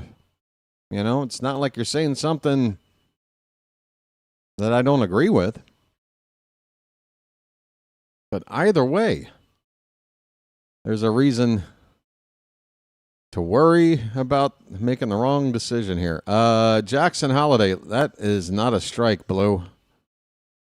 I told you we'll give you that inch off the plate, but that was 3 inches outside. Come on, man. 0-1 on Holiday.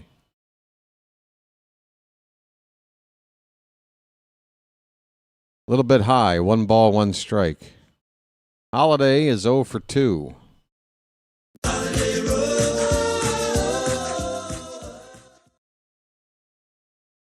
Infield playing Holiday to pull. Third baseman basically at shortstop. Shortstop basically lined up behind second base. This pitch is fouled away. 1-2 on Holiday.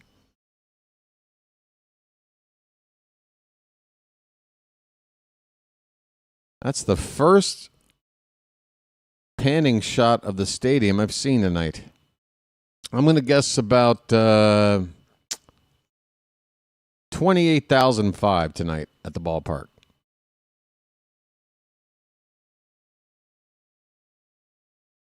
The 1-2 to Holiday.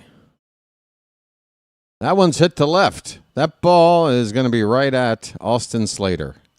He will make the catch. The inning is over. 5 innings complete. The Yankees, well, at this stage, we're just not going to talk about it. But the Yankees have a similar number going across their scoreboard. The Orioles, meanwhile, 1 run on 3 hits, no errors.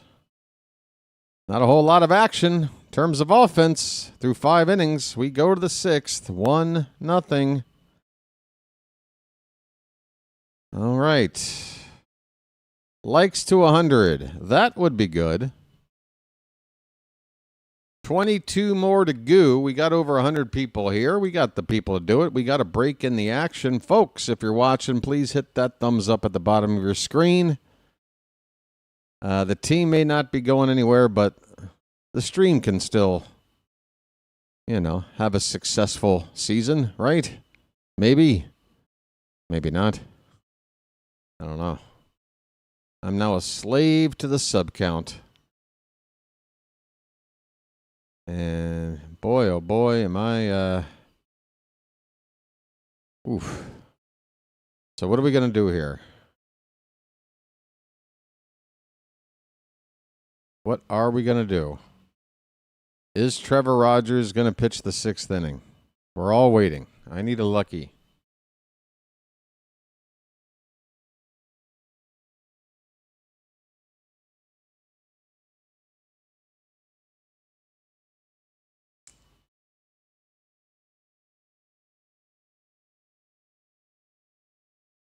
My gut says he's going to be out here. My gut says he's going to be out here. Let's see. I didn't see anybody getting warm, so that helps. They should be getting somebody up now, though, if he is starting this inning. And there he is. He's on the mound. All right. Pitch number 89 of the night is low to Austin Wells. I mean, you do have a lefty leading off, and then the top of the order. It could be a case of Mansolino wanting Rogers just to get Wells and call it a night, and Wells promptly delivers a base hit. A base hit past Holiday in the center field. So now what? 90 pitches. You kept him in to face a lefty batter, the number 9 hitter. He gives up a hit. Not the result you want to see.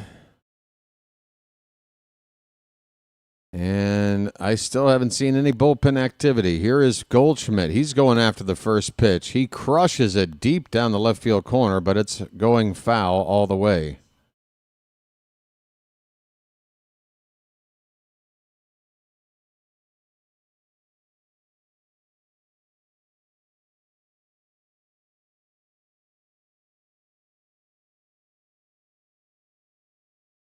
Oh, 0-1 on Goldschmidt with Judge on deck. The pitch is a changeup, a little bit low. 1-1.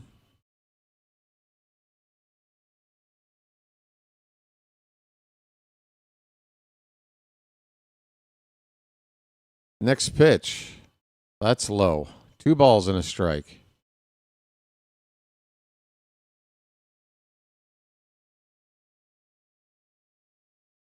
There's the bullpen. We've got 2 of our better relievers up there, and we got an option from either side. Dietrich ends the lefty, Cade Stroud the righty. And that pitch is just a hair low. It's now 3-1 on Goldschmidt. Wells is on at first with nobody out. And Judge is on deck. Big pitch here. 3-1. Fouled away. All right. Got to get Goldschmidt. Got to get him.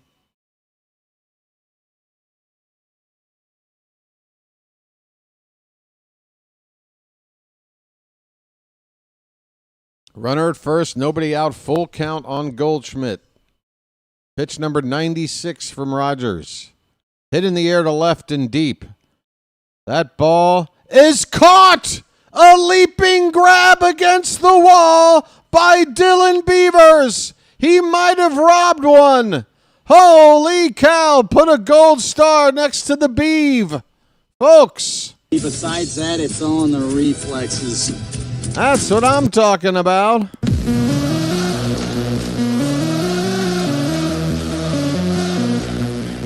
I can't tell if that ball, I think it probably would have hit off the white line at the top of the wall.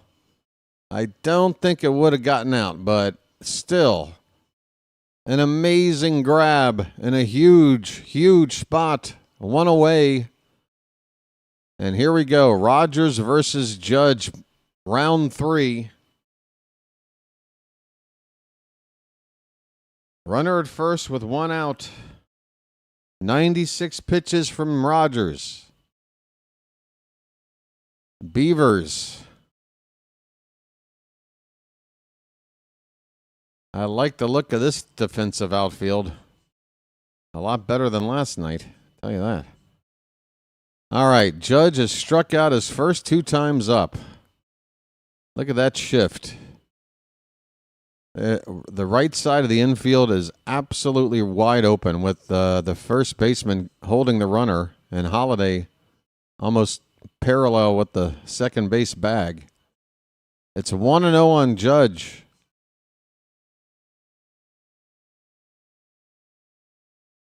The pitch. Fouled away. A little bit late on the fastball. And you have to think, folks, if Aaron Judge is late on a 92-mile-an-hour fastball, and if Rogers has got the second best batting average against with that pitch, it's got to be all about his delivery, his ability to not let the batter know what that pitch is until it's too late. That adds velocity. It's 2-1 now, and the next pitch is going to be number 100 on the night. Here it is, upstairs, 3-1 on Judge.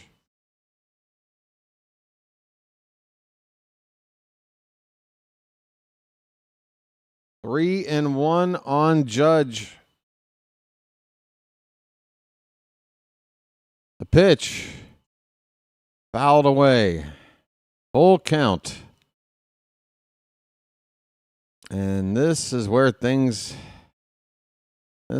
I get uncomfortable. Not so much about the result of this at-bat, but the fact that it could be a long one. And Rogers is over 100 pitches now. A payoff pitch. That ball's hit in the left and hard. Beavers with a diving. Did he catch it? Did he snow cone it? Is it another snow cone, folks? The ice cream man is making the rounds at Camden Yards tonight. He's giving out snow cones for free. Dylan Beavers did make that catch. You got to be kidding me. 3/4 of that baseball is sticking out of the glove. Holy cow. How? I mean, the ball is actually touching the grass as it's in his glove.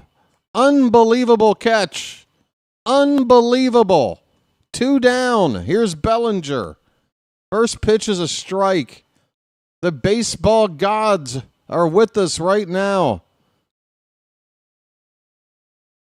The 0-1 is in the dirt. 1 ball and 1 strike. I can't believe that is the 3rd snow cone of the night, and each one has been more insane than the last. 1-1 to Bellinger's fouled away. 1 more strike and Rogers can go take a deserved shower. 105 pitches, 2 down, runner at first. He has not given up a run in this game. He had to throw 32 pitches back in that 3rd inning. The 1-2 to Bellinger. Hit on the ground. Jackson backhands. What's he doing? He flips it to second. We get the force play. The inning is over. Holy cow. The Orioles, get up, fans. Give Rogers a round of applause. Holy cow. A 1-hitter. A 1-hitter of 6-inning shutout baseball from Trevor Rogers. His ERA now, folks. His ERA. I have to wait for this final out to be posted. It's going to go down from what it says now. I think. I don't know. It's hard to go down much farther than this. What an inning that was. How did the Yankees not score? Folks, okay, it's true. It's true. Rogers ERA did not go down with that last out. Why? Because it's so freaking low that he has to get 2 outs to make it go down. ERA at 1.35. 6 shutout innings against the Yankees tonight. Thank you, Chilo. Thank you. Is there an echo in here? Ugh. Like you knew I was waiting for it to be updated. You knew I was about to say it. Were you trying to beat me to it? I need a break. All right. All right.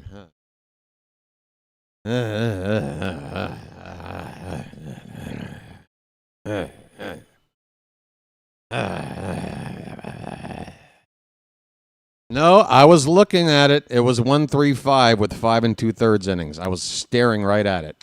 I don't know where you're looking. I'm on ESPN. Said 1.35 with 5 2/3. Waited for the update for 6 innings full, and it didn't move. Only telling you what I saw. Glad we made that a fun moment. Jeez. Right. Bottom of the 6th coming up.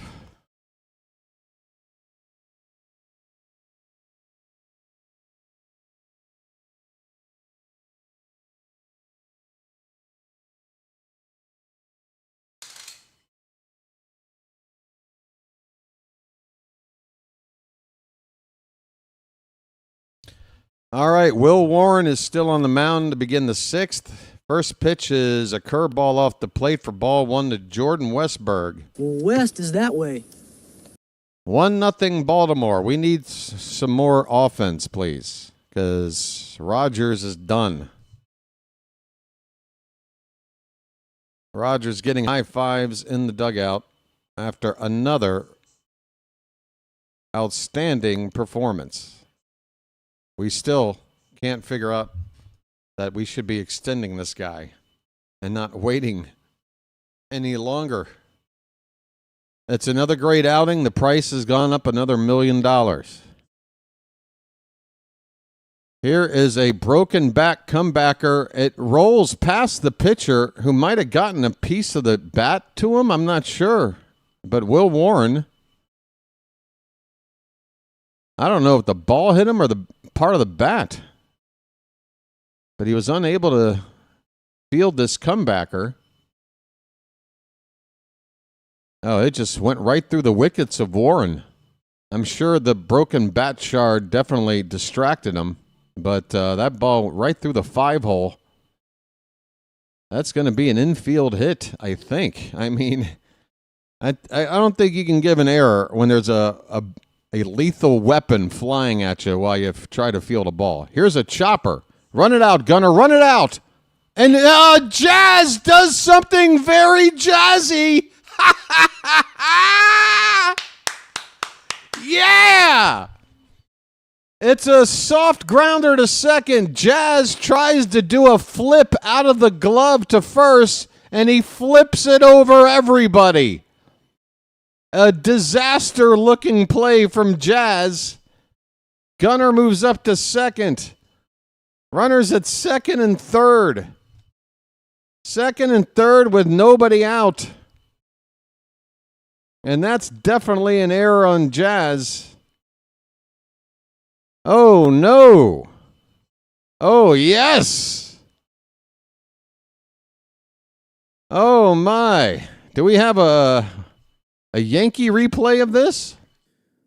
As the 1-2 hit right back to Louis. Goes the second one. On the first, Jazz throws it. What the fuck was that? I agree. I wholeheartedly agree. Tom, so they did give the pitcher an error. Wow, that's harsh. That is harsh. Tom with the super chat. Hold on one sec, Tom. Mountcastle, swing and a miss on the first pitch. We have second and third and nobody out, folks. Come on, make some noise.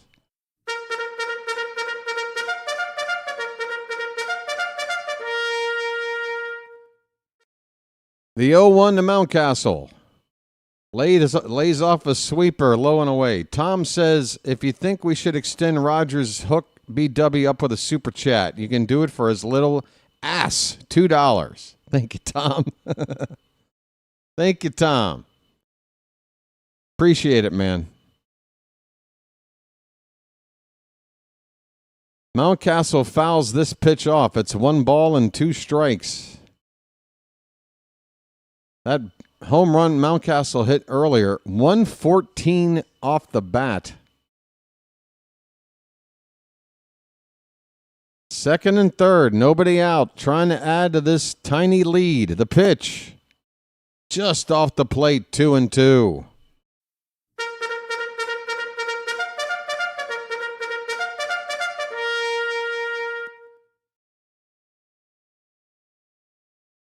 Thanks to Jazz Chisum, the Orioles have runners at second and third, nobody out. The 2-2 to Mountie. Line drive to right. That ball is right to Judge. He makes the catch. Tagging and coming in to score is Westberg. The Orioles have doubled the lead on a sac fly. Mountcastle's driven in both runs. It's 2-0.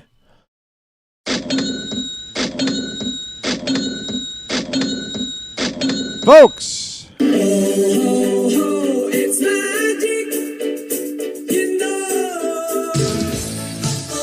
It's magic. On a magic carpet ride. On a magic carpet ride. You believe in magic. Dylan Beavers is up with 1 down. Runner at second. First pitch is a foot off the plate. I have not seen any Yankees getting up and loose in the bullpen, but I would imagine somebody must be. The Orioles have just scored again here in the 6th, and they are threatening for more. 84 pitches from Warren. Pickoff move to second. Gunner gets back in there. Folks, show me your beavers. Nice beaver. Thank you. Show them to me. Yes. The 1-0 is a curveball low. 2 balls, no strikes.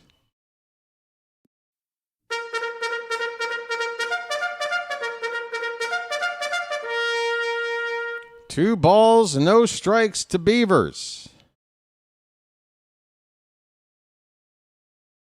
It still says 1-0 up there, doesn't it? All right, let's see what's going on. Scoreboard, refresh. Oh, there it goes. Now it says 2-0. The second I go to touch it, and now it goes back to 1. All right, whatever. Whatever you're doing, scoreboard, you figure it out. All right, 3-0. It's 3-0 to Beavers. Pitch.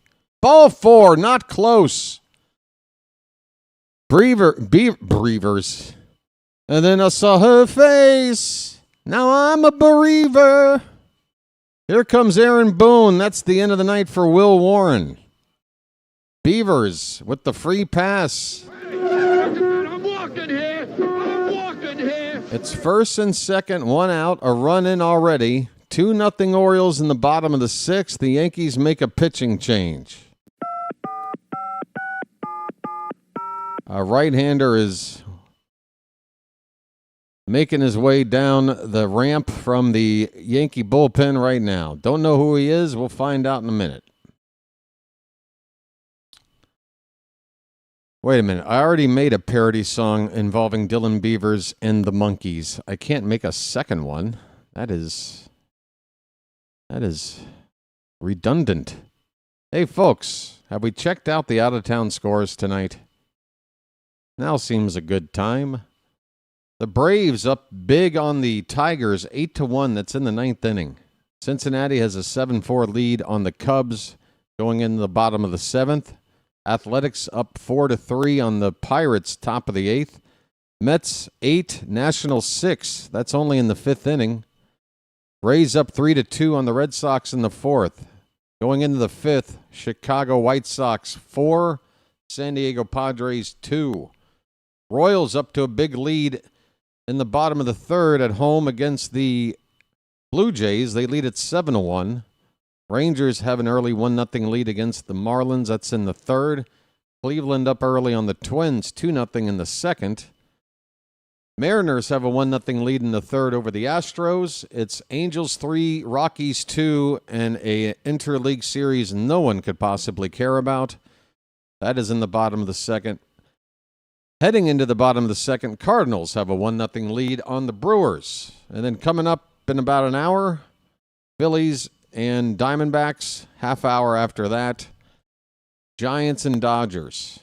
There's the out-of-town scores.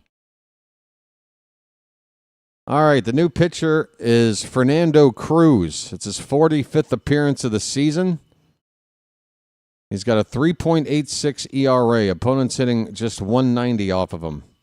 He's a strikeout pitcher, averaging 14.2 Ks per 9.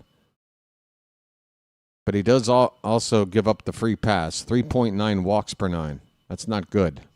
All right, Jeremiah Jackson is up to face the new pitcher, Cruz, and the first pitch is a splitter away and a little low, 1-0. Jeremiah. Jeremiah was a bullfrog. First and second, one down, a run in. The 1-0. Swing and a miss. Another splitter chased. That ball bounced in there to home plate.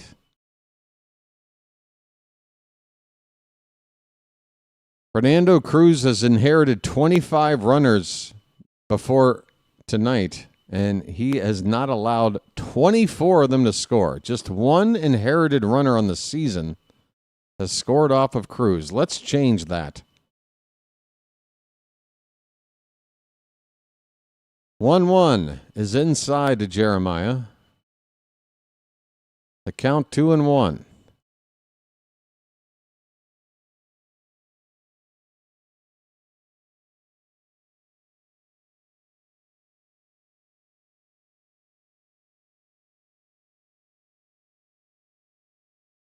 That's low. 3-1 the count on Jeremiah.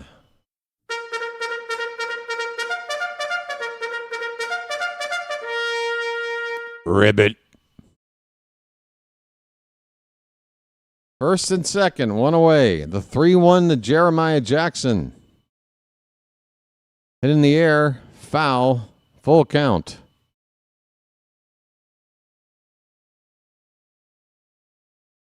It's Gunnar at second. Who's on at first?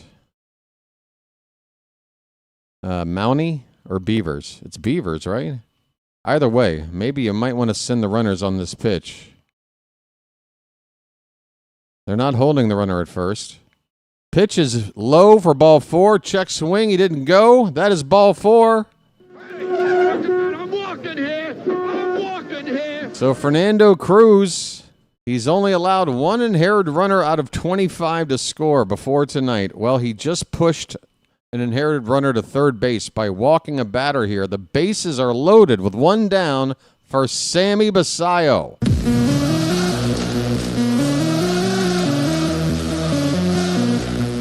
All right, folks, who's ready to blast off right here? This seems like the right moment for a big old hit. Basayo 1 for 2 tonight. First pitch is a breaking ball, a splitter again. That one hits the knees on the inside edge. Gunners at third. Beavers at second. Jeremiah at first. The 0-1. Breaking ball hit on the ground to second. Jazz goes to second for 1. Return throw will not be in time. It will be an RBI ground out for Sammy Basayo. Gunnar Henderson scores. It's 3-0 Baltimore.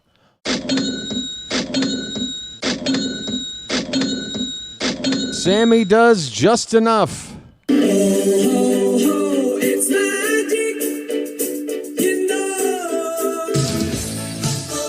It's magic. On a magic carpet ride. On a magic carpet ride. You believe in magic. Guess who just gave up only his second inherited runner on the season? We did it. We did what has only been done one other time before. We forced Fernando Cruz to give up an inherited run. All right, Cows are at the plate. First and third, 2 down. Check swing foul. I wish he would have swung. That pitch was middle. It is strike 1 on Cowser. Folks, Cows in the chat. Cows in the chat. We can blow it wide open here. That pitch is inside. 1 ball, 1 strike.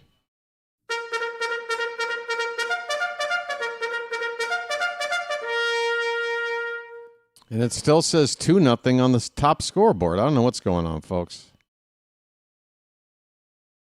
The 1-1 to Cowser. Hit on the ground off the first baseman, deflects towards Jazz, and he throws to first in time to end the inning. Cowser grounds out. The inning is over, but the Orioles have a rally. A much-needed rally to give Trevor Rogers a little bit more run support. 2 runs come in to score in this inning. We head now into the late innings. Top of the 7th coming up. The Orioles lead it 3-0. How you doing? How you doing, folks? That's right! We can't have anyone freak out there, okay? We've got to keep our composure. We've come too far. There's too much to lose. We've got to keep our composure. Now, wait a minute. What is going on with the ESPN page? Is it not 3-0? Did we not score a pair of runs in that inning?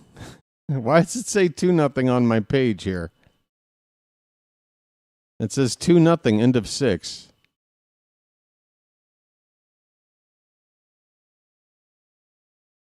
We just scored. I mean, I see 2 runs in the 6th inning. Yeah, it's 3-0. Just ESPN having problems with their website right now. Just so you guys know, I'm not crazy. Go to ESPN's play-by-play live of this game right now. It will say 2-0. You got to hurry though, because I'm sure they'll fix it soon enough. But it is 3-0, folks. Don't believe your eyes. It's 3-0. The 2 runs in the 6th inning came on a sac fly from Ryan Mountcastle and a fielder's choice ground ball out by Sammy Basayo.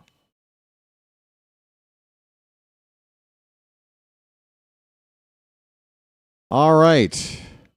We have some young blondes in the crowd tonight. Hello, young blondes. Why were you chosen randomly? I wonder why. Dietrich Enns is on the pitch for Baltimore. End of the night for Rogers. 22nd appearance on the season for Enns. He gets Giancarlo Stanton to lead it off here in the top of the 7th. First pitch is high, ball 1. A 3-0 lead.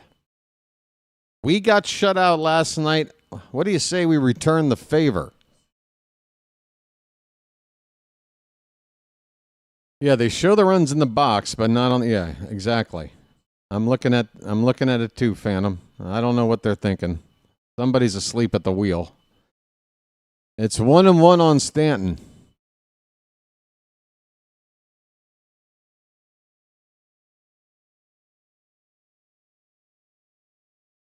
That's on the outside corner, called strike 2.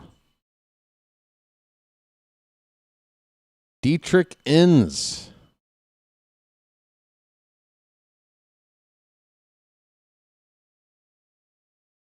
1-2 the count. Pitch. Curveball. Oof. Nearly dropped to the top of the zone. If Stanton were an inch taller, it might have been a strike. The count is 2-2. I think Stanton's tall enough as it is. 2-2 pitch.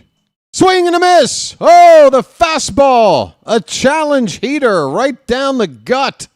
Sit down, Giancarlo. Well, y'all come back now, you hear? Come here and hit this. Hit this. Hit the bricks, pal. You're done. Whoops, wrong button.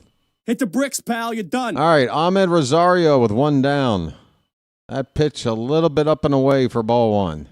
Ends trying to hit the corner, just missed it. Rosario's 0 for 2. And 2 outs that you don't want to make. A strikeout and a double play ball. That's a strike. 1-1 on Rosario. There's Tony staring at that lineup card like he likes to do. Tony looks at the lineup card like I look at the back of a shampoo bottle while I'm sitting on the john taking a dump. This ball's hit out to right field. Jeremiah's out there waiting for it. He makes the catch. 2 down. Dietrich ends. Gets Stanton, gets Rosario. Slater coming up next.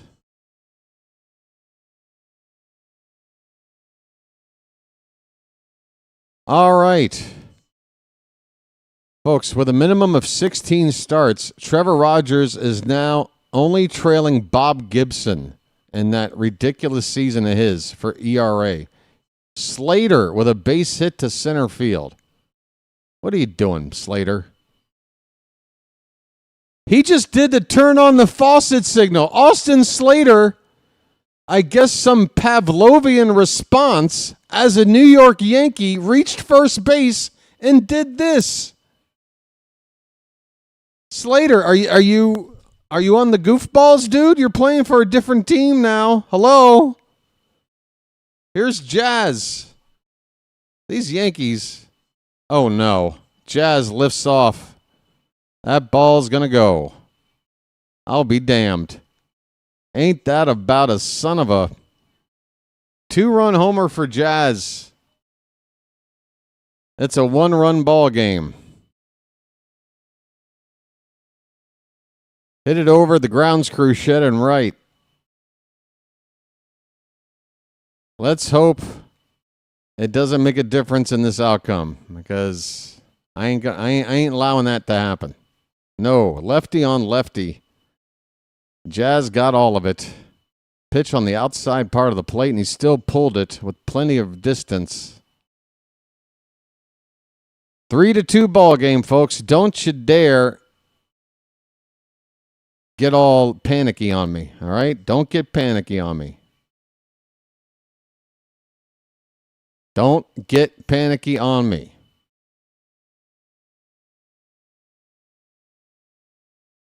All right.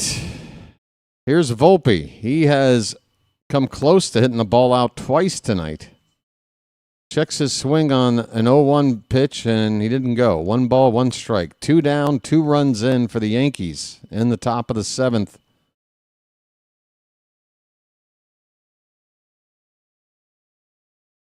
The 1-1 outside.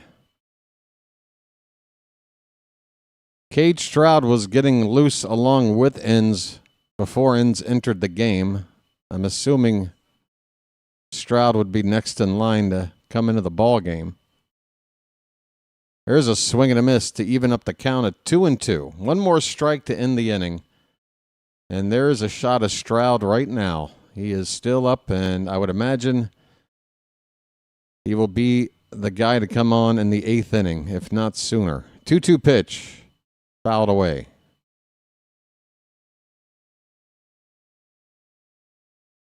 Yep. Those are our best arms in the pen, Phantom. So,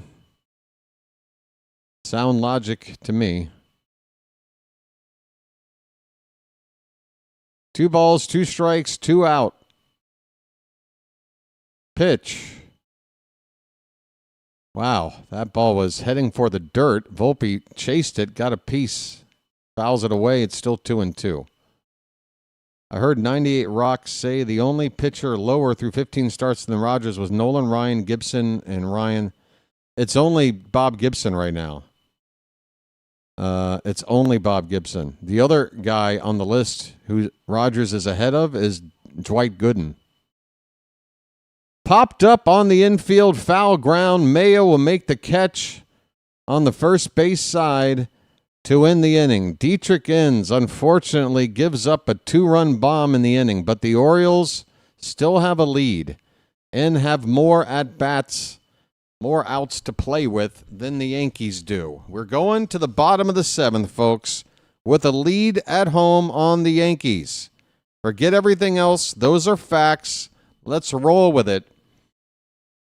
And, let's get some sustenance. We need to pick up this energy level in the Charm City chat. We're playing our bitter rivals, and we got a late lead. So I'm going to help you out and give you a snack. It's time to throw some cakes on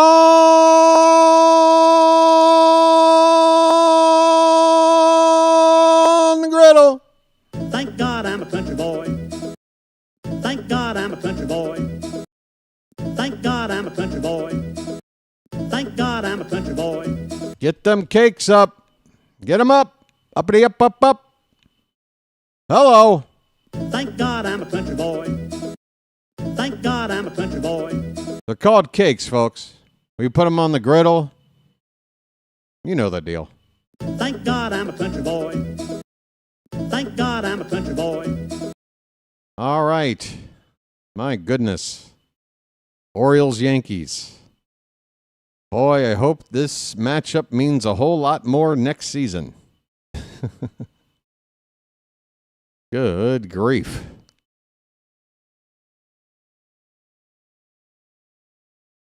Folks, we're 13 likes away from 100.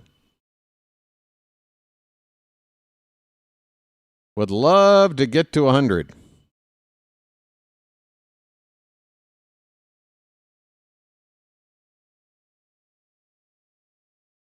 All right. Bottom of the 7th.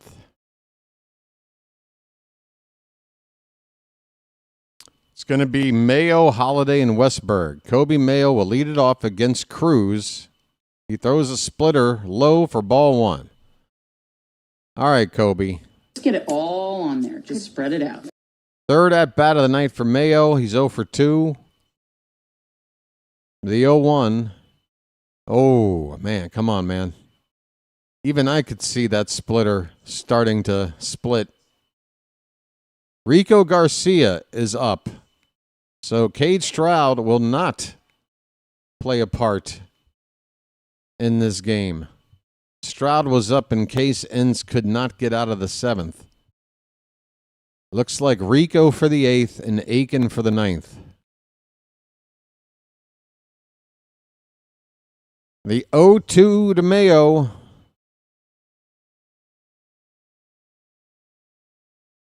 Line drive foul. Good swing on 0-2. Just couldn't keep it fair.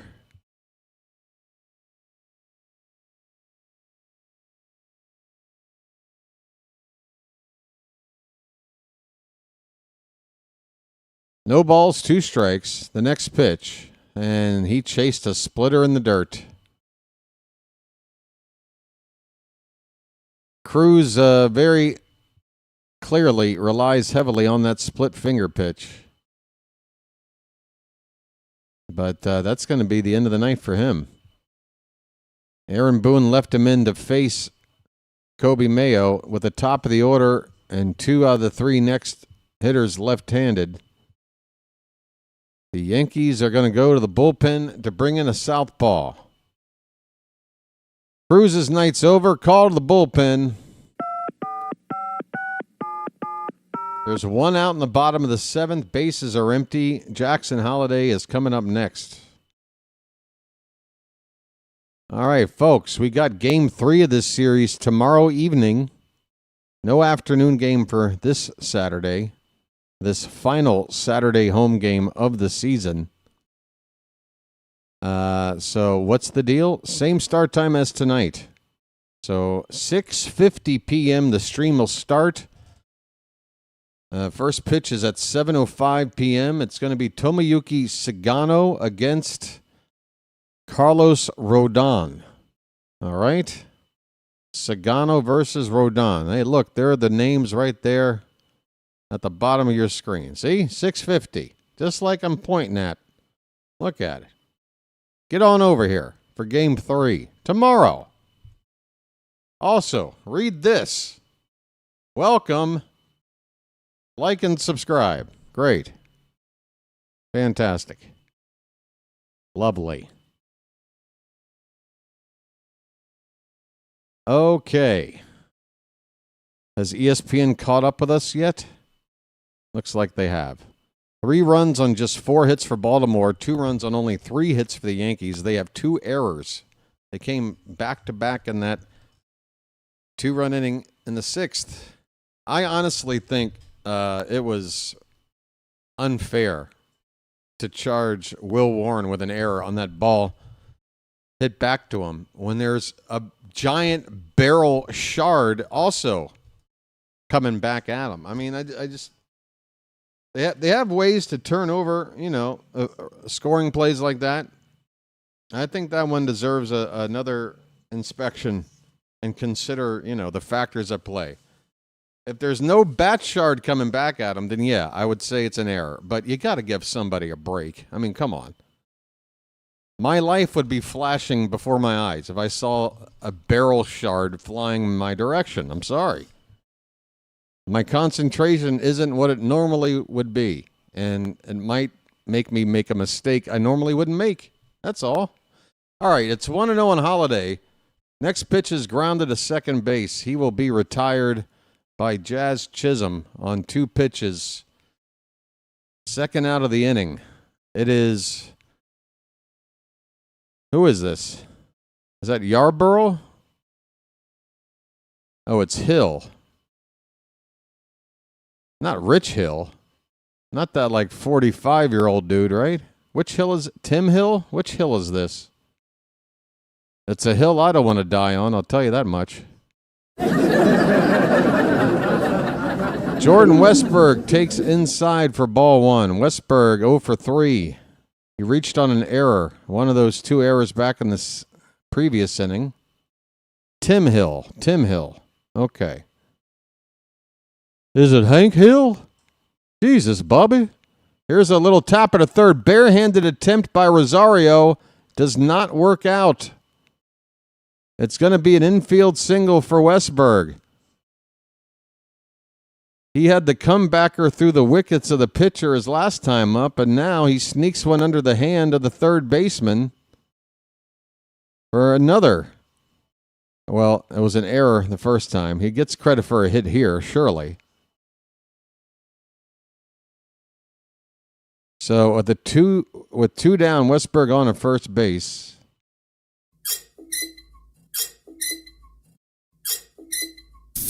That boy ain't right. Jesus, Bobby, here comes a pitching coach. Fun fact, Charm City chat, I have a narrow urethra.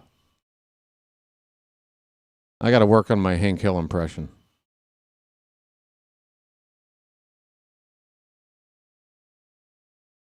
Problem is with that show, I watched season 1, and then after that, I don't know. I was busy. That show was on a long time, but I probably have only seen 10% of the episodes. Gunnar Henderson. He's up here with 2 down, a runner at first. The Orioles lead at 3-2 in the bottom of the 7th. Tim Hill, sidearm delivery. Looks like he hit the outside corner, but the ump says no. It's 1-0. Camilo Doval is getting up in the Yankee pen.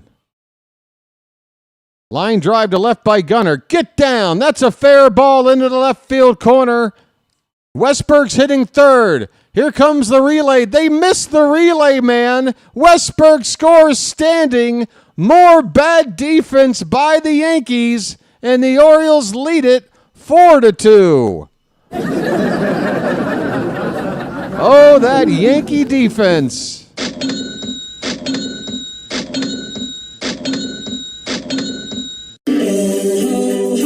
It's magic, it's magic. On a magic carpet ride.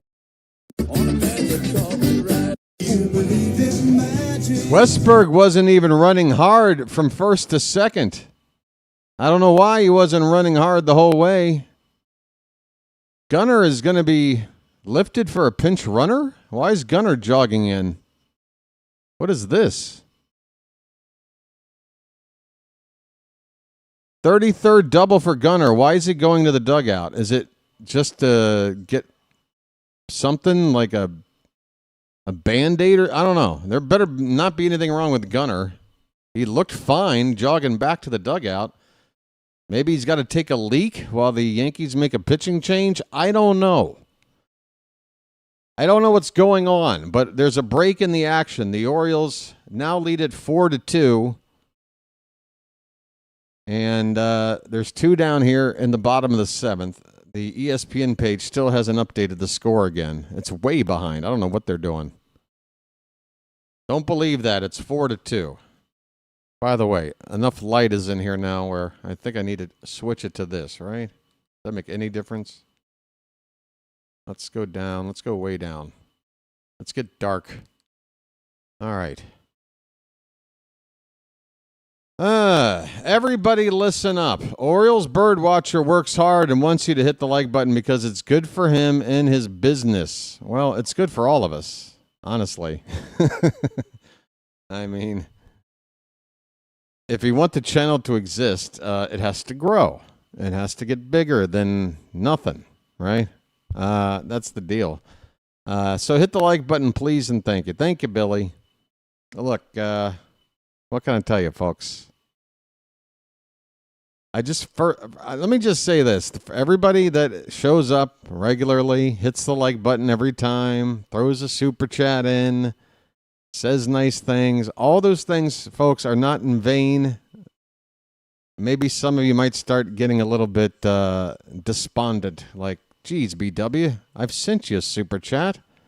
Geez, BW, I hit the like button the minute I get here every night. And every night you're asking for more. Well, look, I have to. It's not you. If you're doing it already, you're doing great, all right? And I really appreciate the support, okay? Speaking of support, Andrea's in with a super chat. And a very simple message. Andrea says, hey, BW, I got you. Just like that, folks. Andrea, thank you so much. Camilo Doval is the new pitcher on for the Yankees. Folks, hit the like button on Andrea's super chat if you don't mind. We just hit 100 likes on the stream tonight, so I got 2 reasons to hit this button. And I want to thank you very much for that. I really do. Thanks to Andrea and thanks to everybody for helping out the channel tonight. We've got ourselves a 2-run lead, 2 down, Mountcastle at the plate, Doval on the pitch. First pitch, Mountie goes after it, fly ball, shallow right, coming in Judge, he makes the catch and the inning is over. So Doval only needs 1 pitch to get the final out. But the Orioles get a run back. After Yankees scored 2 in the top half of the inning, the Orioles get 1 back. We head to the 8th inning. It's Baltimore 4, Yankees 2. Let's go.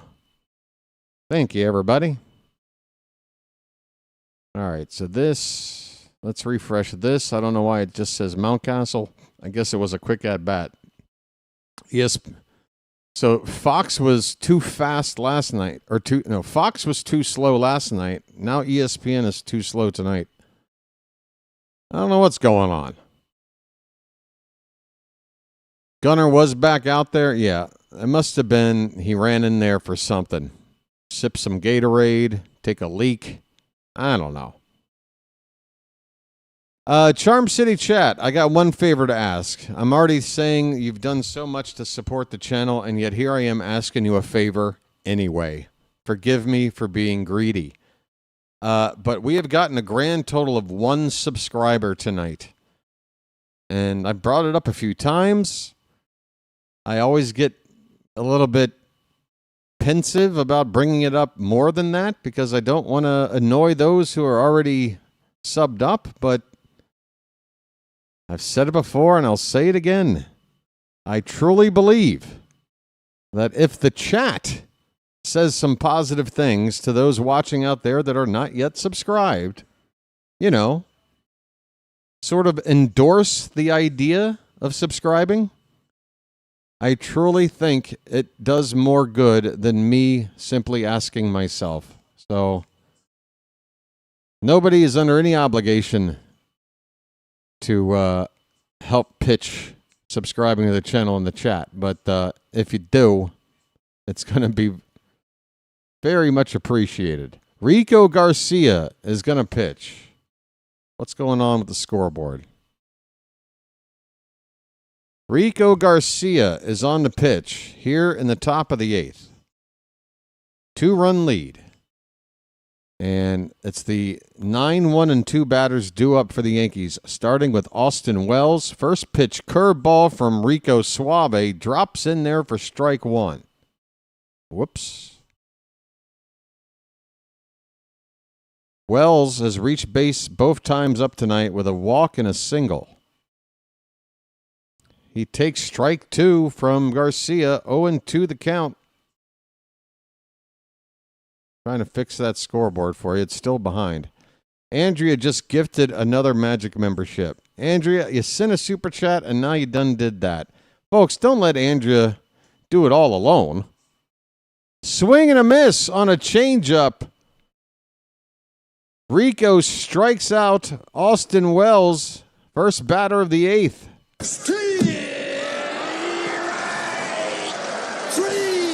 Well, y'all come back now, you hear? Basayo had that strikeout pitch drop out of his glove. I never saw him pick it up and tag the batter, but I'm assuming he had to. 1 away. And pinch hitting here for Goldschmidt is Ben Rice, left-handed batter. Ben Rice on for Goldschmidt, hitting in the 1 spot. And he takes a curveball low with Judge on deck. So obviously paramount that we prevent Rice from reaching base, and bringing Judge to the plate as the tying run. You get Rice, and the worst Judge can do is make it a 1-run game. That's a called strike. It's 1-1 on Rice. Thanks again to Andrea for gifting another Magic membership. It has gone to a regular here, Hutchins Hut. We've seen Hutchins Hut here a bunch. See, even George knows. 1-1 pitch is low, 2-1.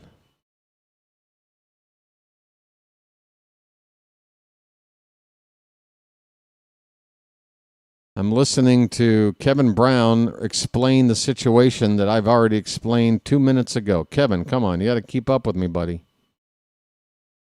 2-1 pitch. Outside, 3-1. Garcia can't afford to nibble here. Got to come in here with a strike. Of course, he might think that Rice knows that, and maybe he can get a chase, but you still got to throw one on the corner. That is ball 4. Good grief.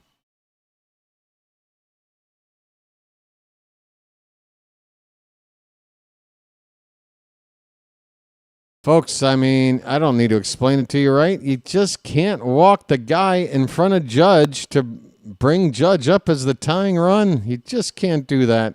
Judge is 0 for 3 tonight. Can we make it 0 for 4? First pitch is a strike. 97 on the outer part of the plate. Nervous times at the ballpark with Judge at the plate. There is chatter from both fan bases going on right now in this ballpark. The 0-1 to Judge. That one's lined in the left. It'll get down for a base hit. Beavers gets it back in quickly with Ben Rice moving up 90 feet to second base. 2 on with 1 out. Judge went up and got that pitch up and in. Good grief. All right, hang in there, folks. I know you didn't want to see Judge get on base, but can't ask for much better than a single It still leaves a double play possibility. There's one out for Cody Bellinger.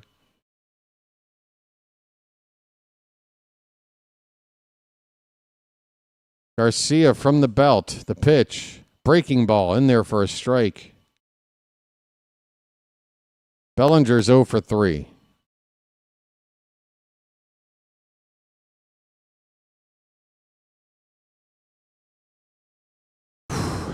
All right, the 0-1 pitch. Tapper in front of the mound. Garcia pounces on it, goes to first, and gets Bellinger for the second out. Both runners advance.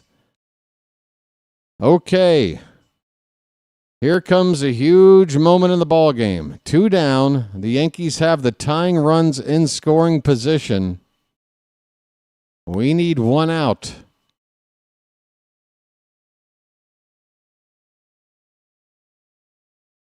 Drew French is going to come on out here and talk about it.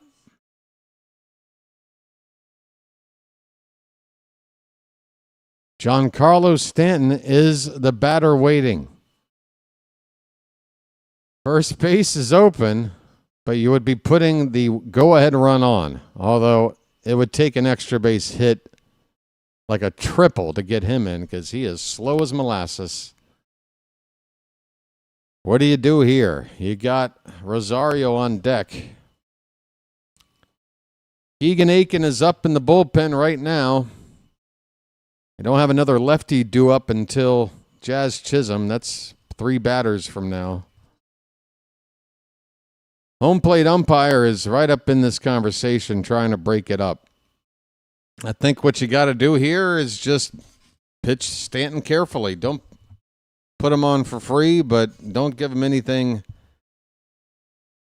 except on the edge, low, and on the outer part of the plate.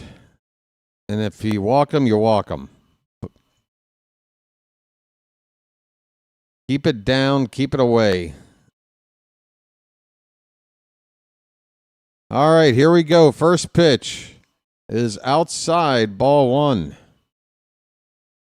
A slider from Garcia.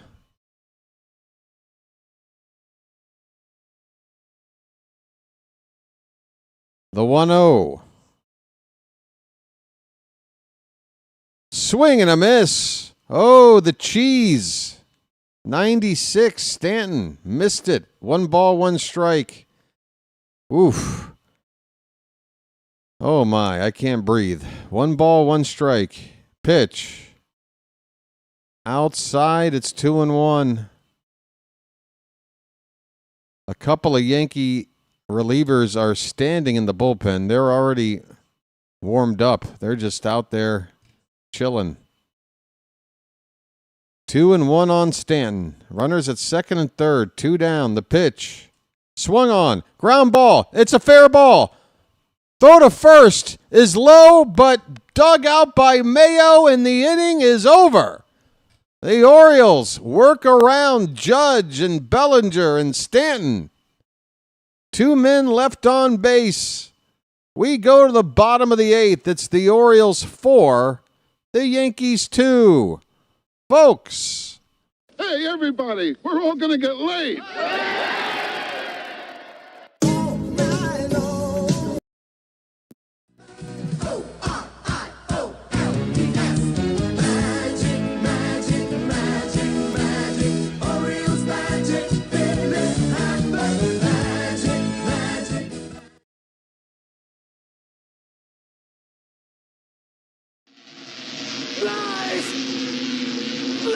Do you hear me?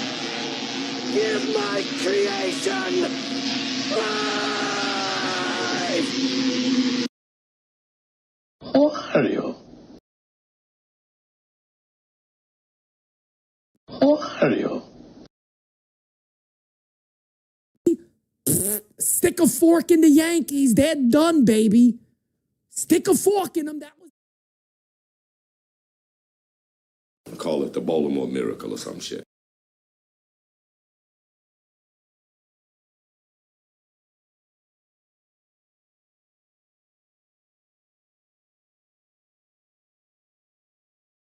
This being Baltimore and all.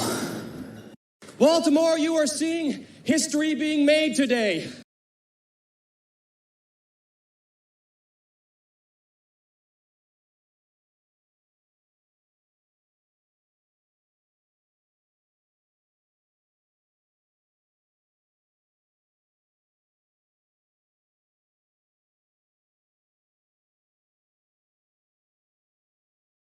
All righty.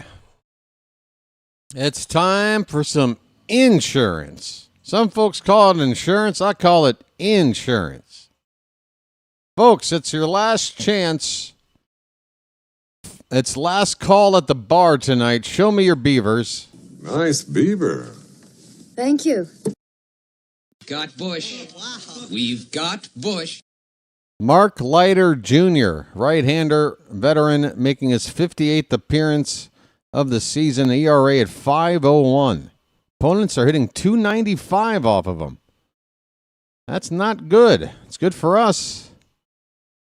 Dylan Beavers, all he does is get on base. Bottom of the 8th. Here we go. First pitch. Curveball. Just a bit inside. Bottom of the zone for ball 1. Ben Rice stays in the game to play first base. Goldschmidt is out of the game. Curveball's in there for strike 1.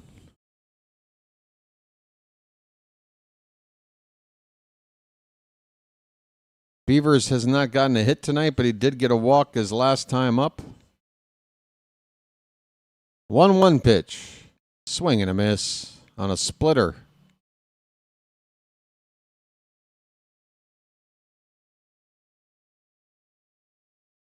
One ball, 2 strikes. Pretty decent crowd here tonight.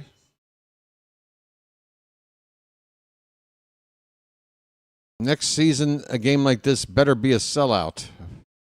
That pitch is low and in. 2 balls and 2 strikes.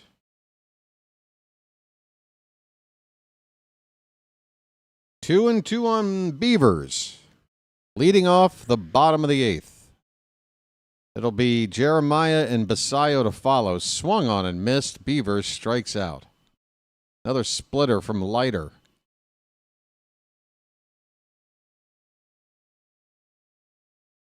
That pitch. I mean, it's like trying to hit a knuckleball sometimes. Hardly any rotation on that pitch. Here is Jeremiah Jackson. He takes a curveball inside. Ball 1 to Jeremiah. He's 0 for 2, but he drew a walk back in the 6th. Jeremiah was a bullfrog. Line drive to center. That's dropping, and it's down for a base hit in front of Bellinger. Jeremiah gets his first hit of the night. A 1-out single. Turn on the faucet. And we're going to have a pinch runner here. Dylan Carlson. So I guess if you're wondering who's faster, Jeremiah Jackson or Dylan Carlson, apparently it's Carlson. Now, clearly this move is more about a defensive replacement for the 9th. But you could just have replaced him between innings. I guess Carlson's a little faster. Basayo is up to hit with 1 out, a runner at first. He takes low and in for ball 1. Folks, Sammy's up. Sammy. Basayo drove in a run with a ground ball his last time up. That made it the score it is right now, 4-2.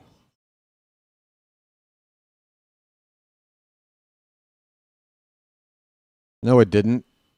I lied. That made it 3-2 back in the 6th. 4-2 was Gunner's double that scored Westberg in the 7th. My apologies. 2-0 pitch to Basayo is right in there for a strike. Apparently he didn't have a green light because that was a good-looking pitch to hit.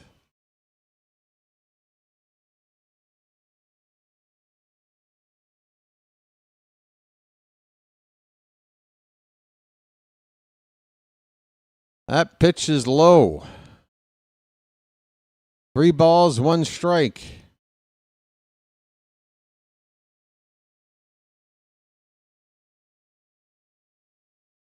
Carlson takes his lead at first. Hitter's count. Pitch. Basayo gets under it, and he got too much under it. It's a routine fly ball to straightaway center. Bellinger makes the catch. 2 down. I get so excited about Sammy when he swings. I got to learn to calm down. 2 down for Cowser, folks. One more time. Get some cows up in the chat.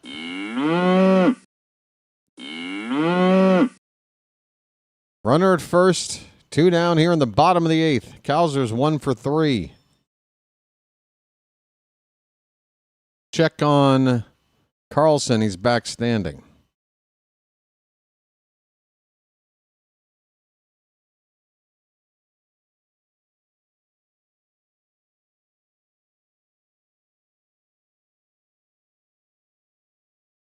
All right, here comes the first pitch to Cowser. That ball's crushed. Right center. Going back and making the catch right in front of the track is Judge. Apparently, I'm not a good judge of the baseball tonight. That ball was hit on a line to the gap. Judge, though, probably takes about 5 strides back to catch that ball and ends the inning. Good contact from Cowser. Good contact. Encouraging. He needed to get a good swing on a ball like that, but unlucky with the result. We are going to the 9th inning, folks. I just took that drag like Andrew Dice Clay.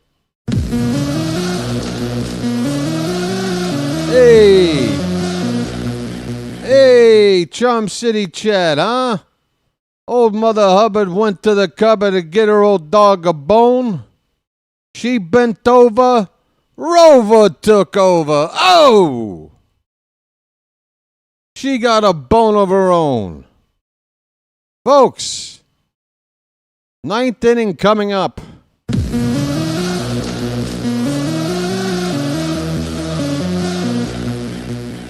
Ninth inning coming up, which means the hearts need to start flying in the Charm City chat. Keegan Aiken is likely going to come into the ball game to try to get the final 3 outs.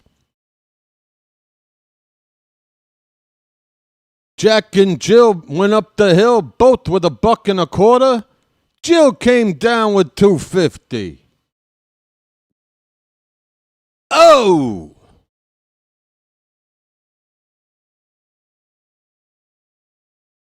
Little boy Blue. He needed the money.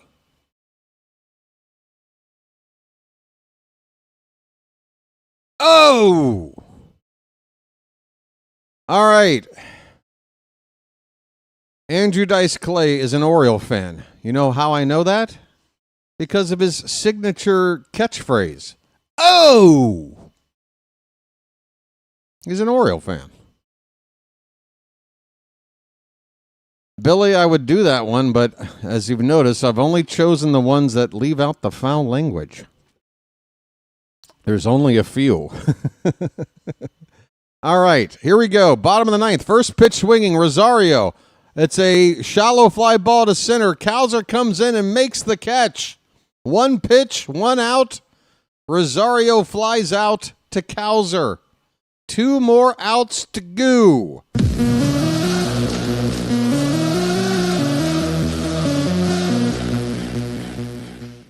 Two more outs to go. Here's Austin Slater. And we hope to say see you later real soon. First pitch. Called a strike. Aiken nips the bottom of the zone. Gets ahead of Slater 0-1. Pitch. Same spot, same result. Strike 2. 0-2 on Slater.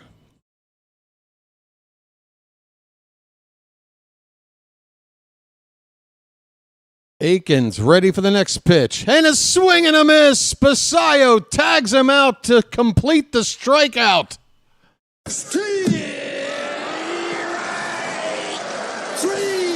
Well, y'all come back now, you hear? I need somebody in the chat to confirm that the hearts are flying in the Charm City chat. I can't see them. I'm trusting that you guys are hitting that heart button, keeping it going. We got one more out to go, and guess who it is? Jazz. Bases empty, 2 down. First pitch. Strike one. Strike one on Jazz. Last time up, whatever. The 0-1. Swing and a miss. 0-2 on Jazz.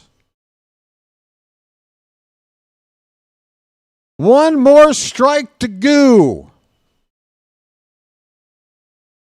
The 0-2. Fouled back. 2 out, nobody on. The Orioles ahead by 2. Yankees need a base runner to make it interesting. Get the tying run up. One more strike ends the ball game. Fans on their feet. Aiken looking in. He's ready. The 0-2. Upstairs with the fastball. 1 ball, 2 strikes.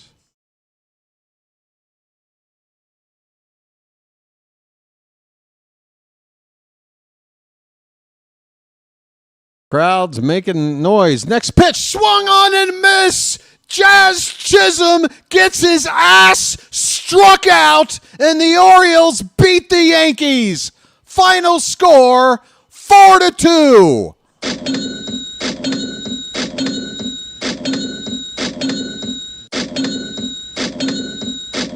Kiss my ass, Jazz.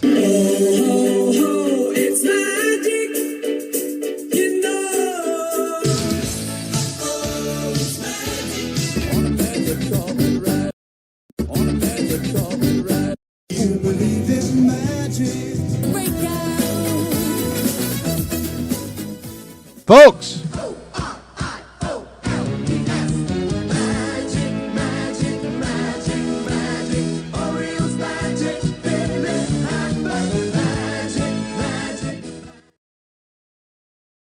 what's that, Yankees? As the 1-2 hit right back to Louie. Goes the second one. On the first, Jazz throws it. What the fuck was that? Oh, God. Jazz, the 3-2 pitch. Hit in the air to right field and deep. And the Mets have taken the lead. Fuck this team. Jeez. Tell me how you really feel. There's the 1-2. Behind the right center field, there's a base hit. And that one gets away from Jazz. Another run is in. More bad defense from the Yankees. It's 7-0. Jazz could have handled the throw coming in from the outfield.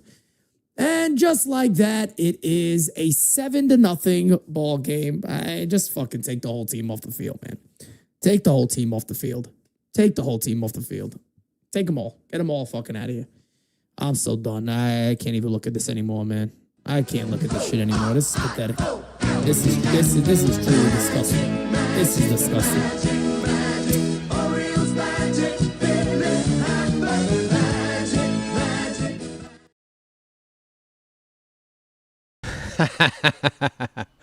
Folks, if you're not an Oriole fan, I know what you're thinking. What the hell are you so excited about, you last place losers? Guess what? It's called taking whatever you can get. And ain't nothing better than beating the Yankees, especially when you nailed Jazz Chisum in the ball game. Ah, perfect.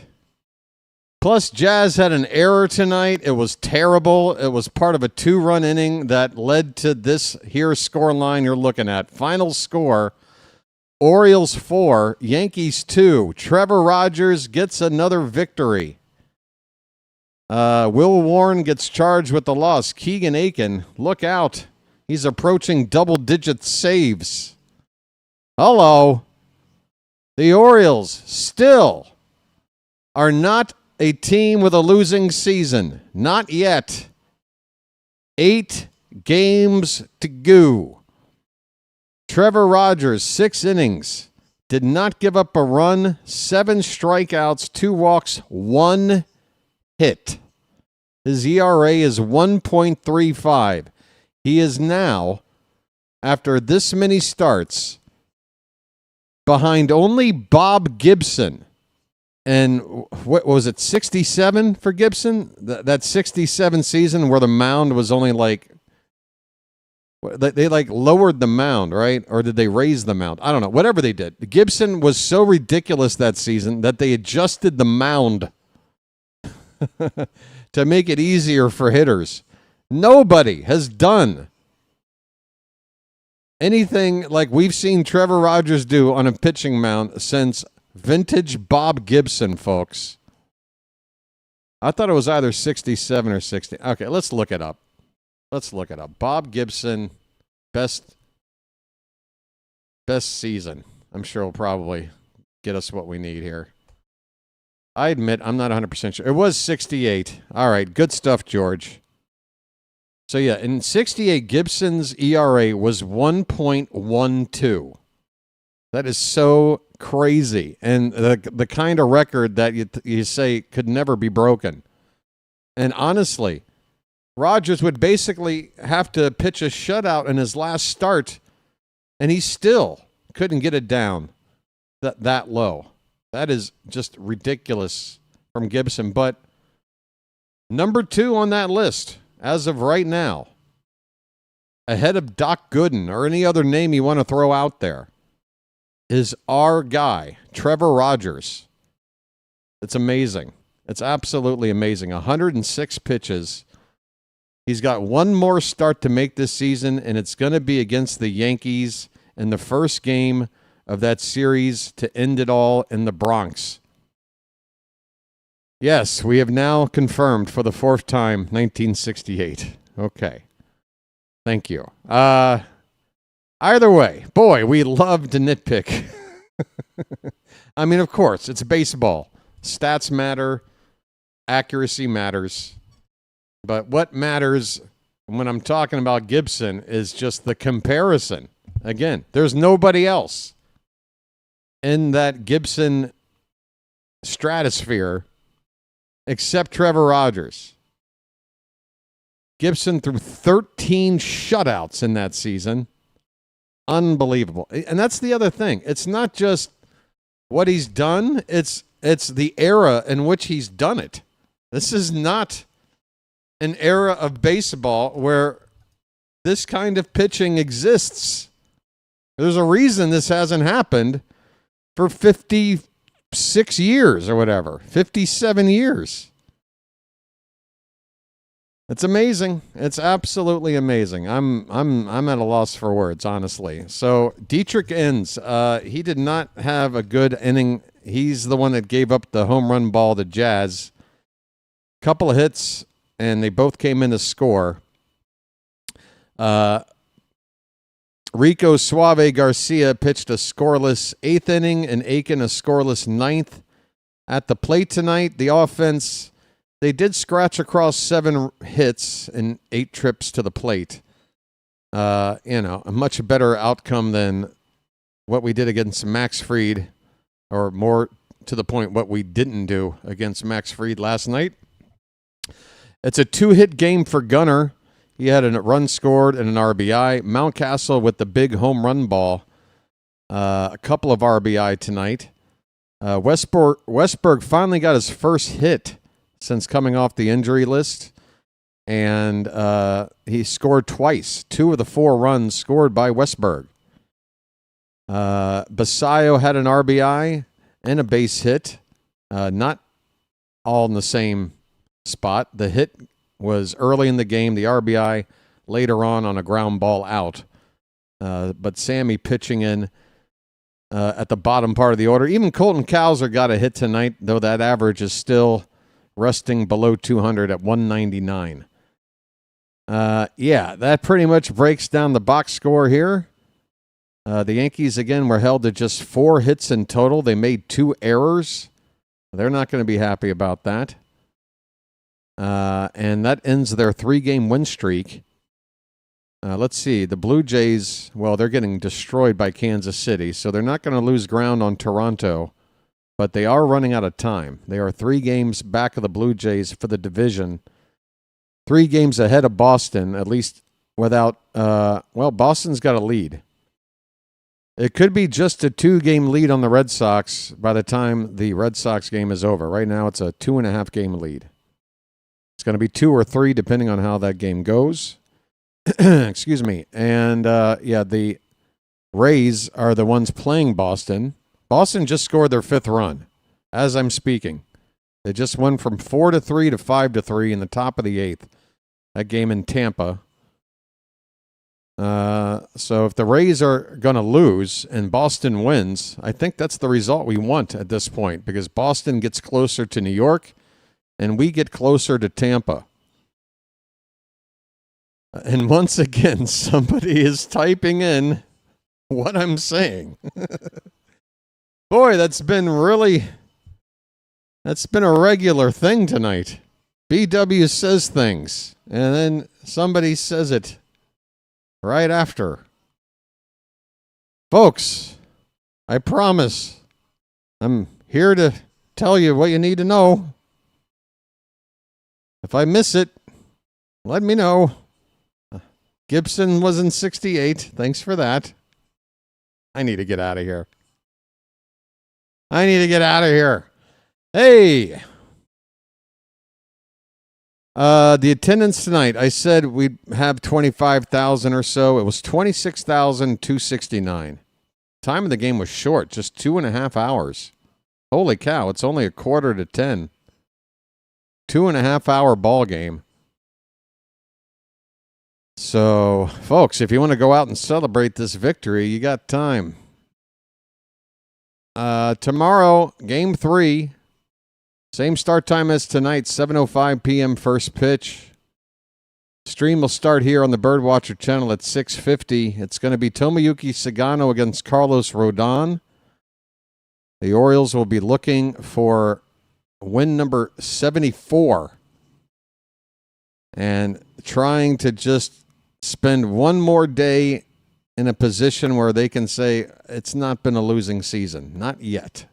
Not quite yet, anyway. All right, folks, I think that pretty much sums up the evening. Anybody got anything they need to get off their chest? Yeah, let's extend Trevor Rogers. Absolutely. How many starts ago have I said, I think it was probably his 5th start, where I'm like, all right, this looks real. Let's extend this dude. The longer we wait, the more the price goes up. The more the length of the contract has to be. Well, let's go. And we're loving the results. But if we want to keep this guy for a long time, we need to hurry up and lock him up. Please. Hey, folks, we got a couple of subscribers in since the last time I looked over here. We didn't move the meter on the board up here tonight, but we're closer to 3520 anyway. Thank you to those that have subscribed tonight. It really does mean a lot. We have been going at a snail's pace with the subscribers here as the season winds down. So everyone means a lot. Thanks so much for that, folks. All right, let me see where I can send you guys off to right now, as Jim Palmer is waxing philosophical about tonight's game on Masson as we speak. Let's see. We've got, that Red Sox and Rays game is what we got. I think I'm going to send you to my boy Fitzy. This game has implications for us and against the Yankees. So I don't know who you want to root for, but I think you kind of want Boston to win this game. It'll get us closer to getting out of last place, and it'll get Boston closer to catching New York. I know you're not a fan of the Red Sox. I'm not either, but if it's between them and the Yankees. Folks, I used to actually have a shirt that I bought off the boardwalk in Ocean City, Maryland, back in the 80s. That's one of those T-shirt shops where you just press a logo or whatever onto that little T-shirt presser. It said, I root for two teams, the Orioles and whoever's playing the Yankees. That's the way I do things. So if somehow Boston winning helps the Yankees, or hurts the Yankees, I guess I should say, then I'm all about it. So let's send you on over to that ball game. All right, folks, I want to say thanks to the mods in the Charm City chat for doing another bang-up job, keeping the chat nice and charming. Thanks to everybody for pitching in, hitting the like button. We got some super chats in as well. Those mean a lot. Thank you for those. And Magic membership given away by Andrea once again. And, yeah, just to put a fine point on it, Jazz Chisum, you know. Jazz. As the 1-2 hit right back to Louis. Goes the second one. On the first, Jazz throws it. What the fuck was that? This has been the Birdwatcher and the Hat. And we will chirp at you later. Folks, the Orioles have beaten the Yankees. Come on back tomorrow night for Game 3. Until then, see you later.